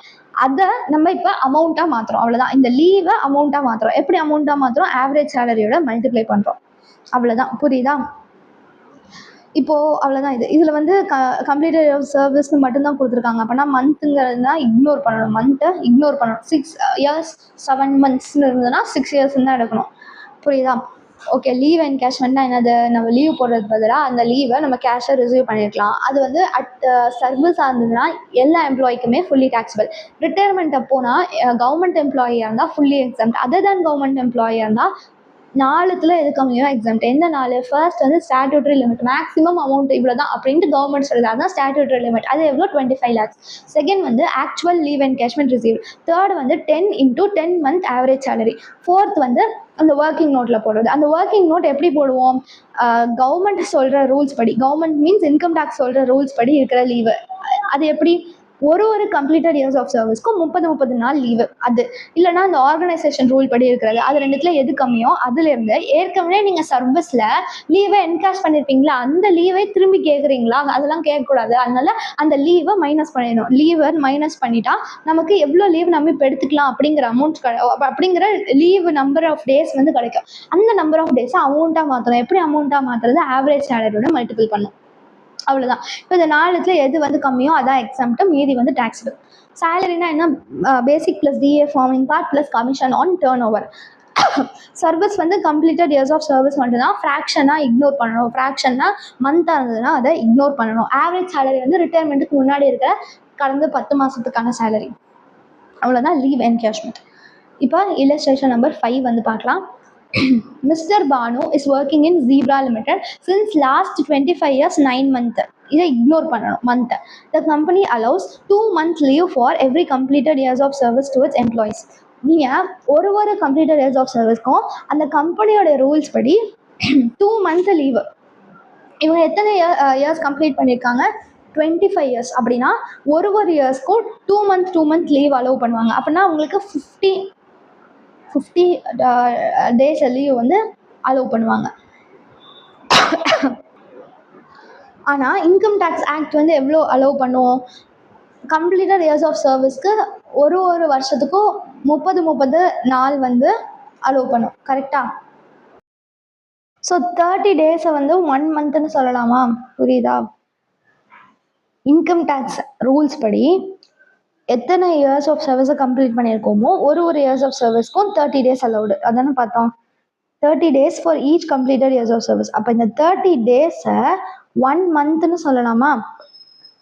ஸோ எத்தனை இயர்ஸ் வந்து நம்ம கம்ப்ளீட் பண்ணியிருக்கோமோ அதுக்கு ஒரு மாதம் லீவ் அலௌடு. ஓகேவா? இப்போ 25 years வந்து கம்ப்ளீட் பண்ணியிருக்கோம்னா அந்த 25 yearsக்கு ஒரு இயருக்கும் 30 days அலௌடு. அப்படின்னா ஒரு இயருக்கும் 30 days is equal to 1 monthங்கிறதுனால ஒரு இயருக்கும் ஒரு மாதம், அப்போ 25 மந்த் லீவ் வந்து அலௌடு. ஓகே, இது வந்து இதுவும் மந்த்து தான், 15 மந்த்து 25 மந்த். ஓகே, ஸோ இது நான் 50 டேஸ்னு சொல்லியிருப்பேன், டேஸ் கிடையாது, month. Company allows 2 month leave for every completed years of service. அப்படின்னா ஒரு வருஷத்துக்கு 2 மாதம் லீவு. அவங்க எத்தனை வருஷம்? 25 வருஷம் ஒர்க் பண்ணியிருக்காங்க. 25 வருஷத்துக்கு ஒரு வருஷத்துக்கு 2 மாதம்னா 25 × 2 50. ஸோ மொத்தம் 50 மந்த் வந்து லீவு. ஆனால் இன்கம் டேக்ஸ் ரூல்ஸ் படி 25 மந்த்ஸ் தான் லீவ் அலௌடு. ஓகேவா? Next, during the job he had availed 20 months leave. 20 months leave தான் அவர் யூட்டிலைஸ் பண்ணியிருக்காரு.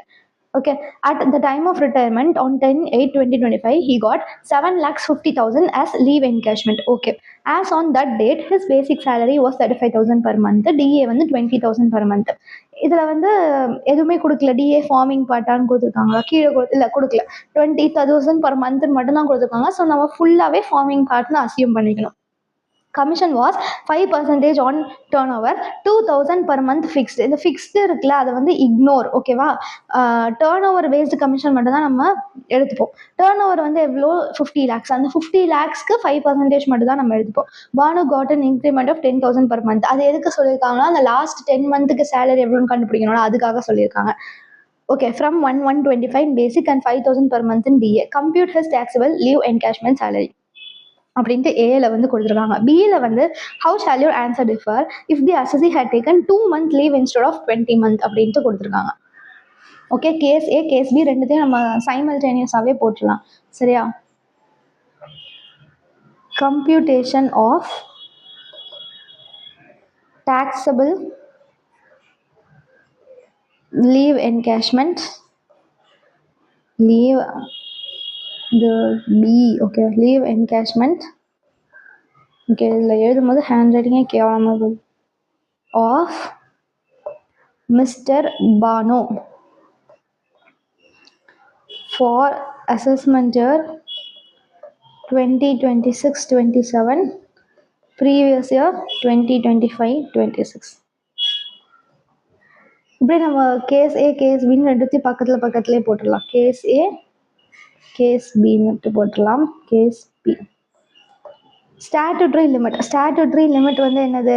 ஓகே, ஃபர்ஸ்ட் வந்து எவ்வளோன்னு எழுதிட்டு அதுக்கு கீழே லெஸ் எக்ஸம்ஷன் போடணும்.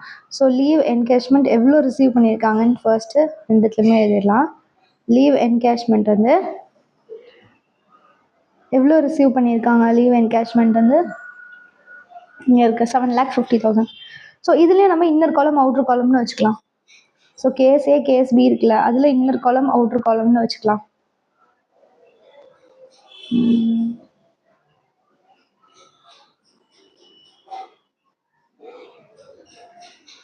இது இன்னர் காலம் அவுட்டர் காலம்.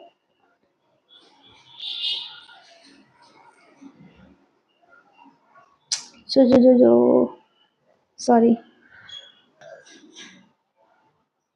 ஓகே, லீவ் என்கேஷ்மெண்ட் வந்து 7,50,000. 7,50,000. இங்கேயும் 7,50,000. லெஸ் எக்ஸம்ஷன் வந்து விச் எவர் இஸ் லெஸ், அதுதான். ஸோ எக்ஸம்ஷன் வந்து எது இந்த நாலுத்தில் எது கம்மியோ அதுதான். லீஸ்ட் ஆஃப் த ஃபாலோயிங் இதில் இருக்குது. Okay, fine. அது இல்லைன்னா எழுதணுங்கிறதுனால தான் அதில் திரும்பி போனேன். லெஸ் எக்ஸம்ஷன் வந்து விச் எவர் இஸ் லெஸ். WELனா என்ன? Which ever is less. Statutory limit எவ்வளோ? 25 lakhs. ஸ்டாட்யூட்ரி லிமிட் 25 lakhs வந்து இங்கே இன்னர் காலமில் எழுதுங்க. 25 lakhs. கேஸ் பிலையும் 25 lakhs. Next actual leave encashment.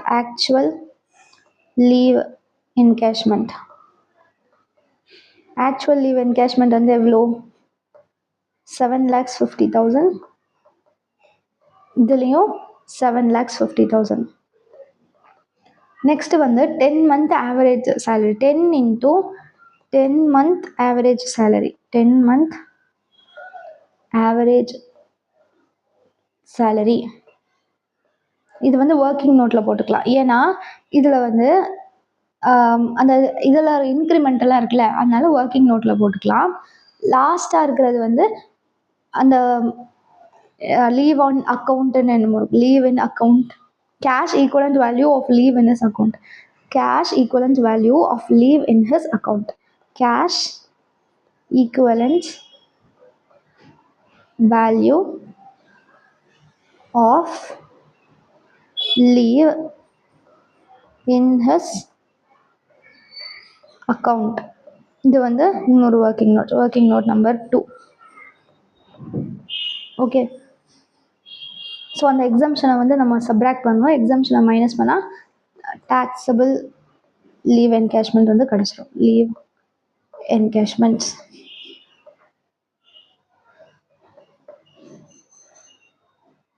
இப்போ ஒர்க்கிங் நோட் வந்து போடலாம். ஸோ இங்கே நடுவில் ஒரு பேஜ் விட்டு வச்சிருக்கலாம், விடாமல் போயிட்டேன். ஸோ ஒர்க்கிங் நோட் நம்பர் 1 வந்து 10 month average salary, 10 months average salary. இது ரெண்டு கேஸ்லையுமே வந்து அது சேமாக தான் வரும். கரெக்டாக 10 months ஆவரேஜ் சேலரி. அவங்க எப்போ ரிட்டையர்ட் ஆகிறதா கொஸ்டினில் கொடுத்துருக்காங்க.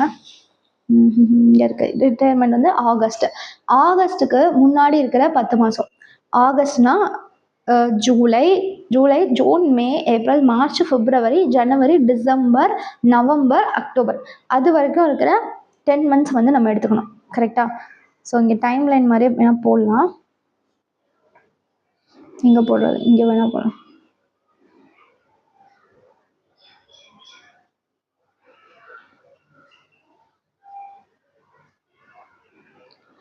அவங்க எப்போ ரிட்டையர்ட் ஆகிறதா கொடுத்துருக்காங்க. ஆகஸ்ட் 10 தானே, ஆகஸ்ட் 10 அப்போ அவங்க ரிட்டையர்ட் ஆகிறாங்க. ஓகே, 10th ஆகஸ்ட் அப்போ. அதுக்கு முன்னாடி இருக்கிற 10 மாதம் நம்ம எடுத்துக்கணும். அப்படின்னா அக்டோபர் 2024 இது 2025 தானே இது. அப்போ இந்த 10th ஆகஸ்ட் 2025 ரிட்டையர்ட் ஆகிறாங்க. அப்போனா அக்டோபர் 2024 நம்ம எடுத்துக்கணும். ஓகே, அவங்க ரிட்டையர்ட் ஆகிற அப்போது அவங்களுடைய சேலரி எவ்வளோனா 35,000 per month சேலரி. டிஏ வந்து 20,000 per month. ஓகேவா. ஆனால் அது வந்து ஆகஸ்ட் மாதத்துக்கு ஃபுல்லாக வரும். நம்ம வந்து அவங்க எத்தனை நாள் இருந்திருக்காங்க, 10 days தான் இருந்திருக்காங்க. ஸோ ஆகஸ்ட்டில் 31 days-ஆ 35,000 into 10/31 11,290 வருது. அதே மாதிரி டிஏக்கும் 20,000 into 10/31 போட்டால் 645 1.612 அப்படின்னு வருது. 6451 எடுத்துக்கணும். ஓகேவா, புரியுதா. கரெக்டாக இப்போ 10th ஆகஸ்ட் அவங்க ரிட்டையர்ட் ஆகிறாங்கன்னா அதுக்கு முன்னாடி இருக்கிற 10 மாதம் இவங்க வந்து கரெக்டாக 10th ஆகஸ்ட் வந்து ரிட்டையர்ட் ஆயிருக்காங்களா அப்படின்னா அதுக்கு முன்னாடி இருக்கிற 10 மாதம் மீன்ஸ் இப்போ 10th ஆகஸ்ட்டுக்கு முன்னாடி ஜூலை இருக்கு. 11th ஜூலைலேருந்து 10th ஆகஸ்ட் வரைக்கும் அந்த மாதிரி எடுக்கணும். அப்படின்னா அக்டோபர் வந்து 11th அக்டோபர்லேருந்துன்னு வரும். ஓகேவா, புரியுதா. 10th ஆகஸ்ட்னு கொடுத்துறதுனால நம்ம அக்டோபர்லையும் வந்து கரெக்டாக வந்து 11th தான் வந்து நம்ம எடுக்கணும். கரெக்டாக 10 மாதம் எக்ஸாக்டாக நம்ம அதுக்கு முன்னாடி போகணுன்னா 11th அக்டோபர் அப்படின்ட்டு வரும். ஓகே, அதனால அக்டோபரில் 21 daysக்கு மட்டுமான சேலரியை மட்டும்தான் எடுத்துக்கணும். ஆகஸ்ட்டில் 10 daysக்கு மட்டுமான சேலரி தான் எடுத்துக்கணும். மீதி எல்லாமே வந்து யூஸ்வலாக போடுற மாதிரி தான். ஆனால் அதில் இன்க்ரிமெண்ட் வந்து கொடுத்துருக்காங்க கொஸ்டினில், அதை மட்டும் வந்து பார்க்கணும். இன்க்ரிமெண்ட் வந்து என்ன கொடுத்துருக்காங்க, இன்க்ரிமெண்ட் எங்கே இருக்கு. இன்க்ரிமெண்ட் 10,000 per month ஃப்ரம் ஜனவரி 1 தான் இன்க்ரிமெண்ட் தராங்க. ஸோ ஜனவரி 1 1st January 2025 அதுலேருந்து தான் என்ன தராங்க, இன்க்ரிமெண்ட் தராங்க. அந்த இன்க்ரிமெண்ட்டுக்கு அப்புறம் இருக்கிறது தான் 35,000 per month 20,000 per monthங்கிறது. ஓகே, ஸோ இங்கேருந்து இங்கே தான் பேசிக் வந்து 35,000 per month, டிஏ வந்து 20,000 per month. அதுக்கு முன்னாடி இருக்கிறதுக்கு என்ன போடணும், எவ்வளோ வந்து இன்க்ரிமெண்ட்னு கொடுத்துருக்காங்களோ அது Bhanu got an increment of 10,000 per month in பேசிக்கா. அப்போனா 35,000ங்கிறது இன்க்ரிமெண்ட்டுக்கு அப்புறம். அப்போ இன்க்ரிமெண்ட்டுக்கு முன்னாடி எப்படி இருந்திருக்கும், 25,000 per month தான் இருந்திருக்கும். பேசிக் வந்து 25,000 per month தான் இருந்திருக்கும். 25,000 per month தான் இருந்திருக்கும். டிஏ வந்து எப்படி இருந்திருக்கும், டிஏக்கு எவ்வளோ இன்க்ரிமெண்ட்னு கொடுத்துருக்காங்க, டிஏக்கு 5,000 per month இன்க்ரிமெண்ட். அப்போனா 20,000ங்கிறது இன்க்ரிமெண்ட்டுக்கு அப்புறம். அப்போ டிஏ வந்து 15,000 per month தான் இருந்திருக்கும். ஓகேவா. இப்போ வந்து என்ன பண்ணணும்னா பேசிக் அண்ட் டிஏவை அக்டோபர் மாதத்துக்கு வந்து 21 டேஸ்க்கு எடுக்கணும். So 10 month average salary October 2024க்கு இங்கே பேசிக் டிஏ வந்து எவ்வளோ வருது? 25,000 15,000 வருதுல்ல. 25,000 ப்ளஸ் 15,000. ஓகே, 25,000 ப்ளஸ் 15,000 நம்ம 21 டேஸ்க்கு தான் எடுக்கணும். ஏன்னா அக்டோபர் 11லேருந்து தான் எடுக்கிறோம்.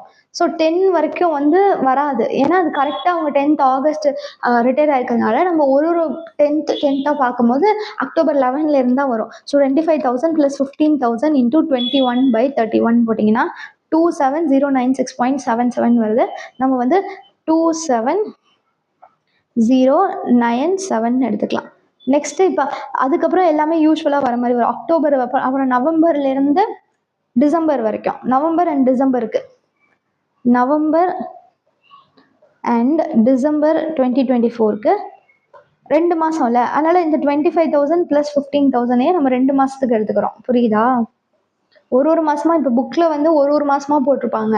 அப்படியும் வேணாலும் நீங்கள் போடலாம். ஆனால் இந்த மாதிரி போடுறது ஈஸியாக முடிஞ்சிடும். நீங்கள் எழுதுறது கம்மியாக இருக்கும். அதனால நான் அப்படி சொல்கிறேன். புரியுதா? நவம்பர் டிசம்பருக்கு நம்ம கேல்குலேட் பண்ணணும். நவம்பர் டிசம்பருக்கு 25,000 பெர் மந்த் பேசிக்கு, 15,000 பெர் மந்த் டிஏ. 2 மாதம் அப்படிங்கிறதுனால நம்ம இன்டூ 2ன்னு போட்டுக்கிறோம். 25,000 ப்ளஸ் 15,000 இன்டூ 2 80,000 வருது. சரியா? நெக்ஸ்ட்டு ஜனவரியிலேருந்து இன்க்ரிமெண்ட். ஜனவரியிலேருந்து ஜூலை வரைக்கும். ஆகஸ்ட்டுக்கு முன்னாடினா ஜூலை. ஜனவரியிலேருந்து ஜூலை வரைக்கும் அந்த 35,000 பெர் மந்த் 20,000 பெர் மந்த் போடணும். ஆகஸ்ட்டுக்கு வந்து அந்த 10 நாளைக்கு மட்டும் போடணும். ஸோ ஜனவரி 25 டு ஜூலை 25 வந்து 35,000 பெர் மந்த் பேசிக் சேலரி, 20,000 பெர் மந்த் வந்து டிஏ. எத்தனை மாதம் வந்து இருக்குது? ஜனவரி, பிப்ரவரி, மார்ச், ஏப்ரல், மே, ஜூன், ஜூலை. இங்கேயும் 25 வரணும். ஜனவரி, பிப்ரவரி, மார்ச், ஏப்ரல், மே, ஜூன், ஜூலை 7 மாதத்துக்கு இன்டூ 7. 35,000 ப்ளஸ் 20,000 இன்டூ 7 போட்டால் 3,85,000 வருது. ஆகஸ்ட்டுக்கு வந்து 10 டேஸ் மட்டும் போடணும். ஆகஸ்ட் 25க்கு, ஆகஸ்ட் 2025க்கு 10 டேஸ் மட்டும். ஸோ 35,000 ப்ளஸ் 20,000 வந்து ஆகஸ்ட்டில் எத்தனை நாள் இருக்குது? 31 டேஸ் இருக்குது. அது 31 டேஸ்க்கு. அப்போ 10 டேஸ்க்கு எவ்வளோ அப்படின்னு போடுறோம். இன்டூ 10/31. ஸோ 55,000 இன்டூ 10/31 போட்டோன்னா 17741.935 வருது. நம்ம 17742ன்னு எடுத்துப்போம். இது வந்து என்னது? Basic plus DA forming part. இது கூட நம்ம கமிஷனையும் சேர்த்துக்கணும். கரெக்டாக? கமிஷன் ஆன் டேர்ன் ஓவரை சேர்த்துக்கணும். சரியா?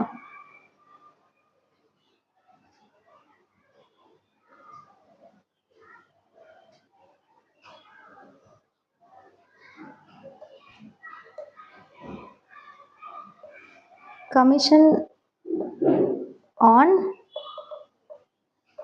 Turn over. Turn over based commission மட்டும்தான் சேர்த்துக்கணும். Turn over based 5% on turn ஓவர்னு கொடுத்துருக்காங்க. 50 lakhs வந்து ஈவன்லி த்ரூ அவுட் த இயர்னு கொடுத்துருக்காங்க.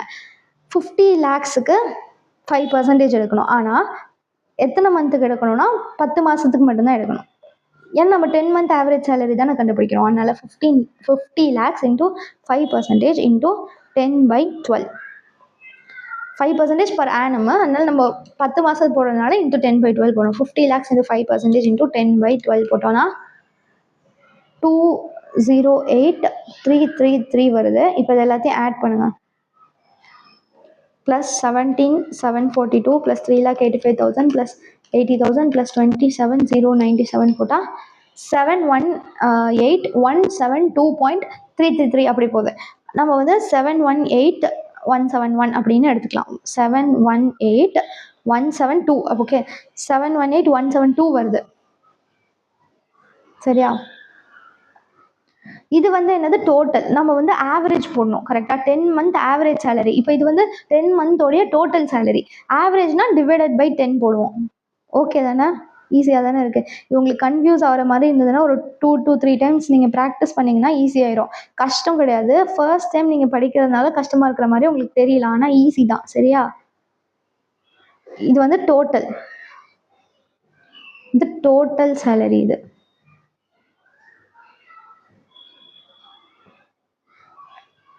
டோட்டல்னா இந்த அமௌண்ட்டு. அப்போ ஆவரேஜ்னா அந்த அமௌண்ட் டிவைடட் பை 10 போடணுமா? So 718,172 divided by 10 divided by 10ன்னு போட்டால் 71817 வருது. 71817 இதுதான் 10 மந்த்ஸ்க்கான ஆவரேஜ் சேலரி. இப்போ 10 × 10 மந்த்ஸ் ஆவரேஜ் சேலரின்னு தானே நம்ம இங்கே போடணும். ஓகே, அப்படின்னா 10 × 10 மந்த்ஸ் ஆவரேஜ் சேலரினா 71817 × 10 அப்படின்னா 718170 வரும். ஓகேவா? 71817 × 10 போடணும். 71817 இங்கேயும் 71817 வரும். நெக்ஸ்ட் வந்து cash equivalent value of leave in his account. Working note number 2. Cash equivalent value of leave in his account அப்படின்ட்டு எழுதிக்கலாம்.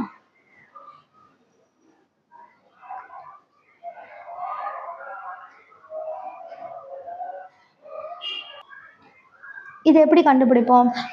ஓகே, இதில் 2 கேஸ் இருக்குது. So case A, case B. இது எப்படி கண்டுபிடிப்போம்? இன்கம் டேக்ஸ் ஆக்ட் சொல்கிறபடி இருக்கிற லீவ் எவ்வளோ, ஆர்கனைசேஷன் லீவ் படி இருக்கிற லீவ் எவ்வளவோ அதில் வந்து விச்சவர்ஸ் லெஸ்ஸை வந்து எடுத்துப்போம். கரெக்டாக? So least of leave as per organisation rules or income tax rules. Okay, so organisation rules படி நம்ம இங்கே போட்டோம்ல அந்த 2 மந்த்துங்கிறது 2 month leave for every completed years of சர்வீஸ்னா அப்போ அவங்க 25 கம்ப்ளீட்டட் இயர்ஸ் ஆஃப் சர்வீஸ்னால 50 மந்த். இன்கம் டேக்ஸ் ரூல்ஸ் படி அந்த 30 days for every completed years of service. கரெக்டாக? ஸோ 50 or 30 daysனா 1 month. So 1 month for every completed years of சர்வீஸ்னா 25. So 50 or 25 whichever is less. எது கம்மி? 25. ஸோ இங்கேயும் 25, கேஸ் பிலையும் 25. அதிலிருந்து அவங்க ஏற்கனவே லீவை வந்து என்கேஷ் பண்ணியிருப்பாங்கல்ல, அதை வந்து நம்ம சப்ராக்ட் பண்ணணும். ஓகே, லீவ் ஏன்னா அவங்க இன்னொரு தடவை அதையே திரும்பி அவங்க கேஷாக எடுக்க வேணாம்ல, அதனால லீவ் ஆல்ரெடி என்கேஷ்ட். சரியா? அவங்க ஏற்கனவே லீவ் எடுத்திருந்தாங்கன்னா அதை சப்ராக்ட் பண்ணிக்கணும். இங்கே எவ்வளோ நாள் லீவ் எடுத்ததாக கொடுத்துருக்காங்க? எங்கள் he availed 20 month லீவ் எடுத்துட்டாங்க கேஸ் ஏல. கேஸ் பியில் 2 month எடுத்துட்டாங்க. ஸோ இங்கே வந்து 20 சப்ராக்ட் பண்ணணும், இங்கே 2 சப்ராக்ட் பண்ணணும். அப்படின்னா லீவ் இன் கிரெடிட் அப்படின்னு கிடைக்கும். லீவ் அவைலபிள்னு வேணாலும் வச்சுக்கலாம், லீவ் அவைலபிள்ங்கிற மாதிரி. ஓகே, ஸோ அவங்க ஆல்ரெடி இவ்வளோ எடுத்துட்டாங்க, ஸோ இனிமேல் இவ்வளோ தான் எடுக்க முடியுங்கிற மாதிரி. இங்கே வந்து 5, இங்கே வந்து 23. சரியா? இன்டூ ஆவரேஜ் சேலரி பண்ணணும். Into average salary. இப்போ இது வந்து மந்தில் இருக்குது, நம்பர் ஆஃப் மந்தில் இருக்குது, அதை நம்ம அமௌண்ட்டாக கன்வெர்ட் பண்ணணும். அதனால இன்டூ ஆவரேஜ் சேலரி போடுறோம். ஆவரேஜ் சேலரி எந்த ஆவரேஜ் சேலரி? இங்கே கண்டுபிடிச்சால இதே ஆவரேஜ் சேலரி தான். 71817 இருக்குல்ல, இந்த ஆவரேஜ் சேலரி தான் இங்கே போடுவோம். சரியா? இந்த ஆவரேஜ் சேலரி தான் இங்கே வரும். 71817 மல்டிபிள் பண்ணணும். 71817 இங்கேயும் 71817. ஸோ 71817 இன்ட்டு 5 வந்து 35, 359,085 வருது. இதில் இன்ட்டு 23 போட்டோன்னா 16,51,791 வருது. ஓகே, 359,085. ஸோ இங்கே வந்து 359,085, இங்கே வந்து 16,51,791. ஓகேவா? இப்போ அதில் விச்சவர்ஸ் லெஸ்ஸை வந்து அவுட்டர் காலமில் போடணும்.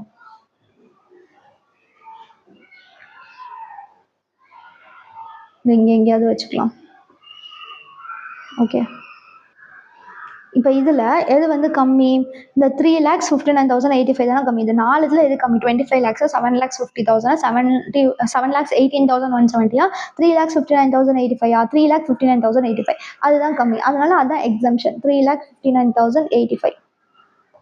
இப்போ அதை சப்ராக்ட் பண்ணோம்னா 7,50,000 மைனஸ் 359,85 போட்டோம்னா 390,915 வருது. அதுதான் taxable leave encashment.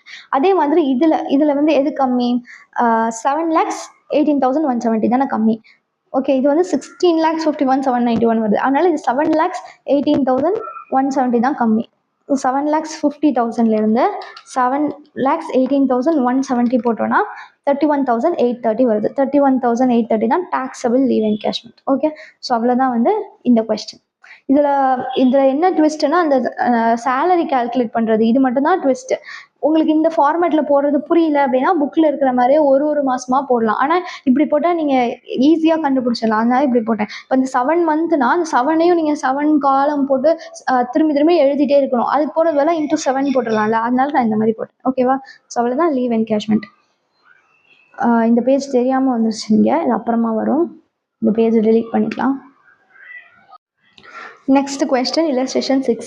Mr. Das retired on 31/3/2026. At the time of retirement, 18 months leave was lying to the credit of his account. Okay. He received leave encashment equivalent to 18 months basic salary, 1,26,000. அவங்களுக்கு leave encashment எவ்வளோனா 1,26,000. அது இவங்க என்ன கொடுத்துருக்காங்கன்னா அந்த 1,26,000 இருக்குல்ல, அதுதான் அவங்களுடைய லாஸ்ட் 18 மந்த்துக்கான பேசிக் பே. ஓகே, ஒரு மாதத்துக்கான பேசிக் பே கிடையாது. லாஸ்ட் 18 மந்த்து அவங்களுடைய பேசிக் பே எப்படி இருந்ததுன்னா அது எல்லாத்தையும் ஆட் பண்ணால் 1,26,000 வருதுன்னு கொடுக்குறாங்க. புரியுதா? லாஸ்ட் 18 மந்த்துக்கு. ஓகே, 1,26,000 இருக்குல்ல, அது வந்து 18 மந்த்ஸுக்கு 1,26,000 வந்து 18 மந்த்ஸோடைய பேசிக் பே. அப்போ ஒரு மந்த்துக்கு எவ்வளோ அப்படின்னா 1,26,000 பை 18 போட்டோன்னா 7,000 ஒரு மாதத்தோட பேசிக் பே. புரியுதா? ஸோ அவங்க வந்து லீவ் என்கேஷ்மெண்ட் வந்து 1,26,000 கொடுக்குறாங்க.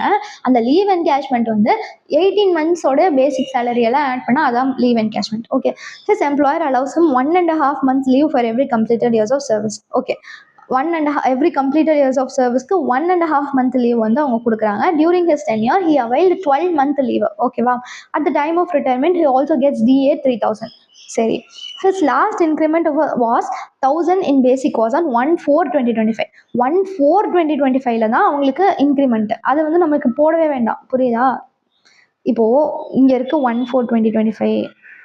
இவங்க வந்து கரெக்டாக அந்த வருஷம் முடியும் போது ரிட்டையர் ஆகுறாங்க 31st March 2026 வரைக்கும். நம்ம அந்த 10 month ஆவரேஜ் சேலரி போடுவோம்ல, அதில் 10 monthனா அந்த 1/4 வரவே வராதுல்ல. 10 monthனா எது வரைக்கும் வரும்? 10 monthனா ஜூன்லேருந்து வருமா? June, July, August, September, October, November, December, ஜனவரி, பிப்ரவரி, மார்ச். கரெக்ட், ஜூன்லேருந்து வரும். ஸோ ஜூன்லேருந்து தான் நம்ம வந்து அந்த 10 month எடுக்கணும். இங்கே அவங்களுக்கு இன்க்ரிமெண்ட் கொடுத்தா என்ன, கொடுக்காம போனால் நமக்கு என்ன வந்துச்சு? சரியா? Basic pay plus DA plus commission எடுப்போம்ல, basic pay plus DA forming part plus commission எடுக்கணும்ல, அது லாஸ்ட் 10 மந்த்துக்கு தான் எடுப்போம். அவங்க 1/4/2025 இன்க்ரிமெண்ட் கொடுக்குறாங்களாம், கொடுத்துட்டு போட்டோம். அதனால நமக்கு எதுவுமே கிடையாது. அது சும்மா அது ஒரு நம்மளை ட்ராப் பண்ணுறதுக்காக கொடுத்துருக்காங்க, நம்மளை கன்ஃபியூஸ் பண்ணுறதுக்காக கொடுத்துருக்காங்க. ஆனால் நம்ம அதை கன்ஃபியூஸ் ஆக வேண்டாம். சரியா? Basic plus DA forming part எடுக்கணும். இல்லை இது இல்லை, கமிஷன்லாம் இல்லை. அதனால் பேசிக் ப்ளஸ் டிஏ மட்டும்தான் எடுக்கணும். அந்த பேசிக் வந்து என்னது, 1 மந்த்துக்கு எவ்வளோ? 1 மந்த்துக்கு எவ்வளோ? 7,000. கரெக்டாக? 1 இதை வந்து கிராஸ் மல்டிபிள் பண்ணிங்க, அவ்வளோதான். இதை அப்படியே டிவைட் பண்ணிங்கன்னா 1,26,000 டிவைட் பை 18னா 7,000 per month. இந்த பேசிக் சேலரியை இந்த கொஸ்டினில் டைரெக்டாக கொடுக்கல. அது மட்டும்தான் இந்த கொஸ்டினில் ட்விஸ்ட். மீதி எல்லாமே ஓகே தான். ஓகே, இப்போ எவ்வளோ taxable leave encashment கண்டுபிடிக்க சொல்கிறாங்க. Computation of taxable leave encashment of Mr. Das for assessment year 2026-27, previous year 2025-26. amount, particulars amount. Okay, so leave encashment less exemption நம்ம போடுவோம். இப்போ லீவ் என்கேஷ்மெண்ட் லீவ் என்கேஷ்மெண்ட் எவ்வளோ, அதுதான் அந்த 1,26,000 கொடுத்துருக்கிறது. சரியா? 1 lakh லாஸ்ட் 18 மந்தோட பேசிக் பே எல்லாத்தையும் ஆட் பண்ணி அதுதான் உங்களுக்கு லீவ் என்கேஷ்மெண்ட் கொடுப்போம் அப்படின்னு சொல்கிறாங்க. அந்த 1,26,000 லெஸ் எக்ஸம்ஷன். எக்ஸம்ஷன் வந்து 4 வரும் எக்ஸம்ஷன். ஸோ இந்த கொஸ்டினில் கவர்மெண்ட் எம்ப்ளாயி அப்படின்னு கொடுக்கல, அதனால நம்ம நான் கவர்மெண்ட்னு அசியூம் பண்ணிக்கணும். எதுவுமே கொடுக்கலன்னா நம்ம கவர்மெண்ட்னு அசியூம் பண்ணிக்கலாமா? அப்படிலாம் பண்ணக்கூடாது. எதுவுமே கொடுக்கலன்னா நான் கவர்மெண்ட்னு அசியூம் பண்ணிக்கோங்க. சரியா? ஸ்டாட்யூட்டரி லிமிட் வந்து 25 lakhs. 25 lakhs. Actual leave encashment actual amount வந்து இந்த 1,26,000. 1,26,000.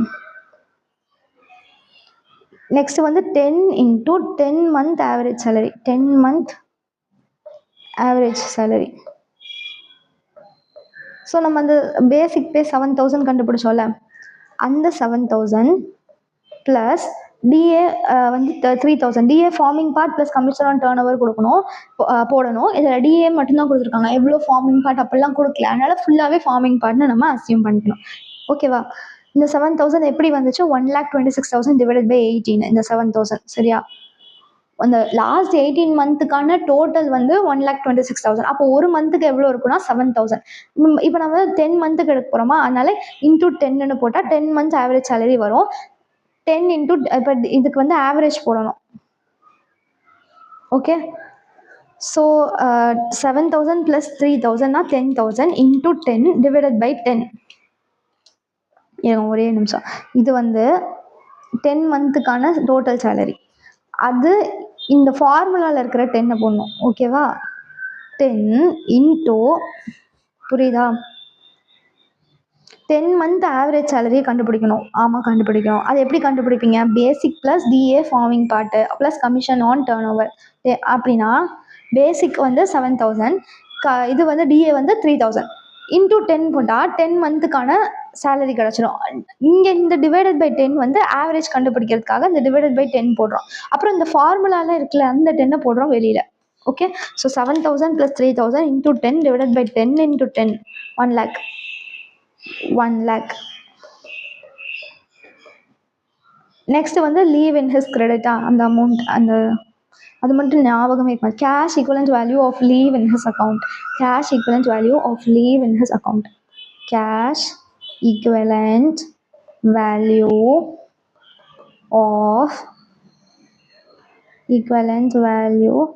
Of leave in his account. இது வந்து ஒர்க்கிங் நோட்.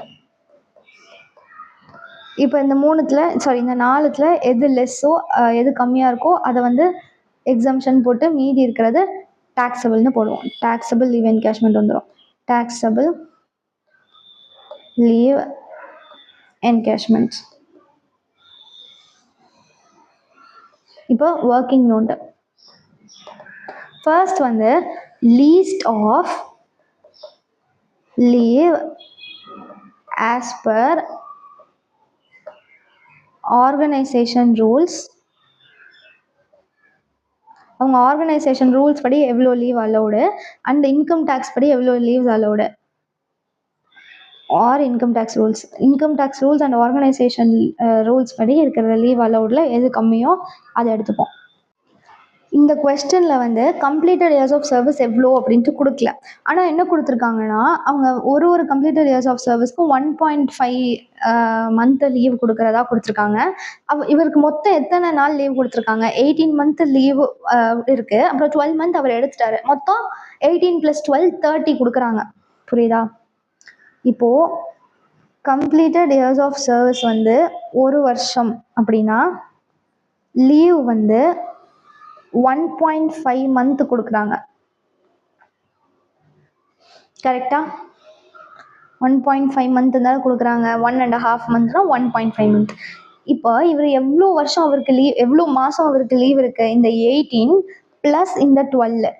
18 + 12 வந்து 30 month இருக்குது. ஓகே, 18 + 12 30 month லீவ் வந்து இருக்குது. அப்படின்னா கம்ப்ளீட்டட் இயர்ஸ் ஆஃப் சர்வீஸ் என்னவா இருக்கும் அப்படின்னு போடணும். cross multiple 30 into 1 divided by 1.5 போட்டால் 20 years வந்து completed years of service. ஓகேவா? ஸோ இந்த கொஸ்டினில் பேசிக் பேவை வந்து டைரெக்டாக கொடுக்கல, இந்த கம்ப்ளீட்டட் இயர்ஸ் ஆஃப் சர்வீஸும் டைரெக்டாக கொடுக்கல. நம்ம இப்படி தான் கண்டுபிடிக்கணும் இன்டைரக்டாக. சரியா? புரியுது தானே? இந்த கம்ப்ளீட் இயர்ஸ் ஆஃப் சர்வீஸ் ஒரு கம்ப்ளீட்டட் இயர்ஸ் ஆஃப் சர்வீஸ்க்கு 1.5 மந்த்ல வந்து லீவ் கொடுக்குறாங்க. அதனால 1 இயருக்கு 1.5 மந்த்னு போட்டுக்கிறோம். இவருக்கு எவ்வளோ லீவ் இருக்கு அப்படின்னா 18 + 12 30 மந்த் இருக்கு. 30 மந்த் இந்த பக்கம் போட்டுக்கிறோம். அப்போ எத்தனை வருஷம் அவர் கம்ப்ளீட் பண்ணியிருப்பாருன்னா கிராஸ் மல்டிபிள் பண்ணுறோம். கிராஸ் மல்டிபிள் பண்ணால் 20 இயர்ஸ் வருது. ஸோ அவங்க ஆர்கனைசேஷன் ரூல்ஸ் படி அவங்களுக்கு ஒரு கம்ப்ளீட்டட் இயர்ஸ் ஆஃப் சர்வீஸ்க்கும் 1.5 மந்த் லீவ் வந்து கொடுப்பாங்க. கரெக்டா? 20 × 1.5ன்னு கொடுப்பாங்க. இன்கம் டேக்ஸ் ரூல்ஸ் படி நம்ம வந்து ஒரு கம்ப்ளீட்டட் இயர்ஸ் ஆஃப் சர்வீஸ்க்கும் 1 மாதம் தான் லீவ் கொடுப்போம். ஸோ 20 × 1 அப்படின்னா 20 × 1.5 வந்து 45 30. 20 × 1.5 வந்து 30 வருது. 20 × 1 வந்து 20 வருது. விச் எவர் இஸ் லெஸ், 20 தான் லெஸ், அதனால 20 எடுத்துப்போம். கரெக்டா? Minus leave already taken, leave less leave already taken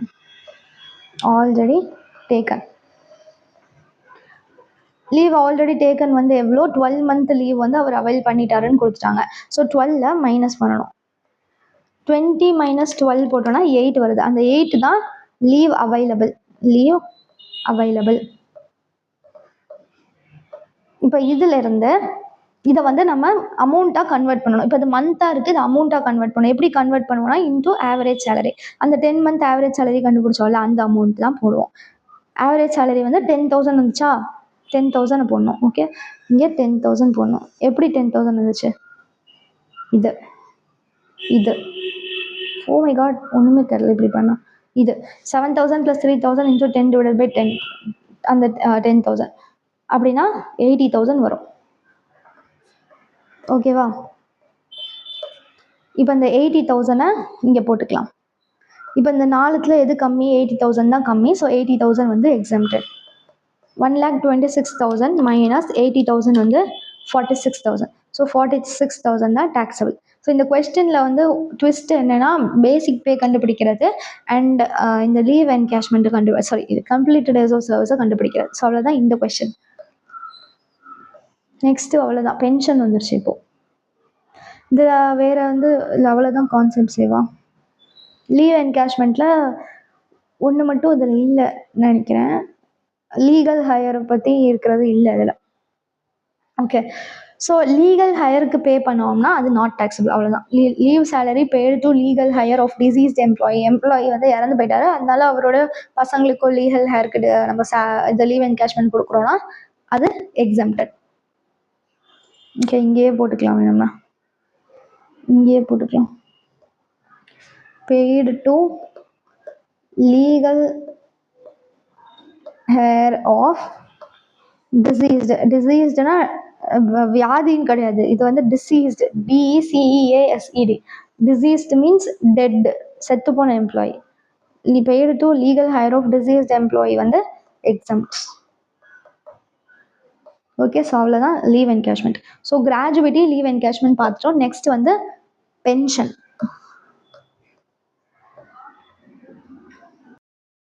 so pension வந்து செக்ஷன் 10 சப்செக்ஷன் 10A வந்து இருக்குது. ஸோ நீங்கள் உங்களோட தாத்தா வந்து ஒரு கவர்மெண்ட் ஜாப்லேருந்து ரிட்டையர் ஆகிட்டாங்கன்னு வச்சுக்கோங்க. அவங்களுக்கு மந்த்லி ஒரு பென்ஷன் அப்படின்ட்டு ஒரு அமௌண்ட் வந்து அவங்களோட அக்கௌண்ட்டில் டெபாசிட் ஆகும். ஸோ அது வந்து ஒரு சேலரி மாதிரி தான்.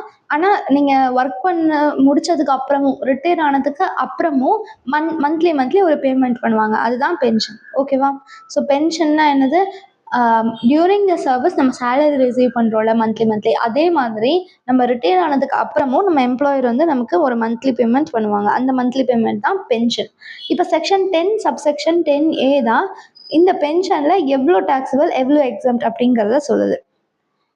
எந்த பேசிஸில் சொல்லுது அப்படின்னா, அந்த பென்ஷன் என்ன மாதிரியான பென்ஷன், அதோடைய டைப் என்ன அப்படிங்கிறத பொறுத்தும், யார் அதை ரிசீவ் பண்ணுறாங்க அப்படிங்கிறத பொறுத்தும் தான். நம்ம இது வரைக்கும் படித்த லீவ் என்கேஷ்மெண்ட் கிராஜுவேட் இல்லைனா government employee, non government employee படித்தோம், அதே மாதிரி தான் இதுலையும். ஓகேவா? ஸோ என்ன டைப் ஆஃப் பென்ஷன் அது அண்ட் யார் அதை ரிசீவ் பண்ணுறாங்க அப்படிங்கிறத பொறுத்து தான் அதோடைய எக்ஸம்ஷன் வந்து இருக்குது. ஓகே, ஸோ பென்ஷன் வந்து 2 டைப்ஸு. ஒன்று வந்து அன்கம்யூட்டட் பென்ஷன். இன்னொன்று வந்து கம்யூட்டட் பென்ஷன். ஓகே. ஸோ அன்கம்யூட்டட் அப்படின்னா ஜஸ்ட் சேலரியை நம்ம மந்த்லி ரிசீவ் பண்ணுறோம்ல, அந்த மாதிரி மந்த்லி ரிசீவ் பண்ணுறது தான் அன்கம்யூட்டட். ஓகே. அன்கம்யூட்டட்னா என்னது? Monthly pension. சேலரியை மந்த்லி ரிசீவ் பண்ணுற மாதிரி பென்ஷனை மந்த்லி ரிட்டையர் ஆனதுக்கப்புறம் ரிசீவ் பண்ணுறோம். அவ்வளோதான் அன்கம்யூட்டட் பென்ஷன். சரியா?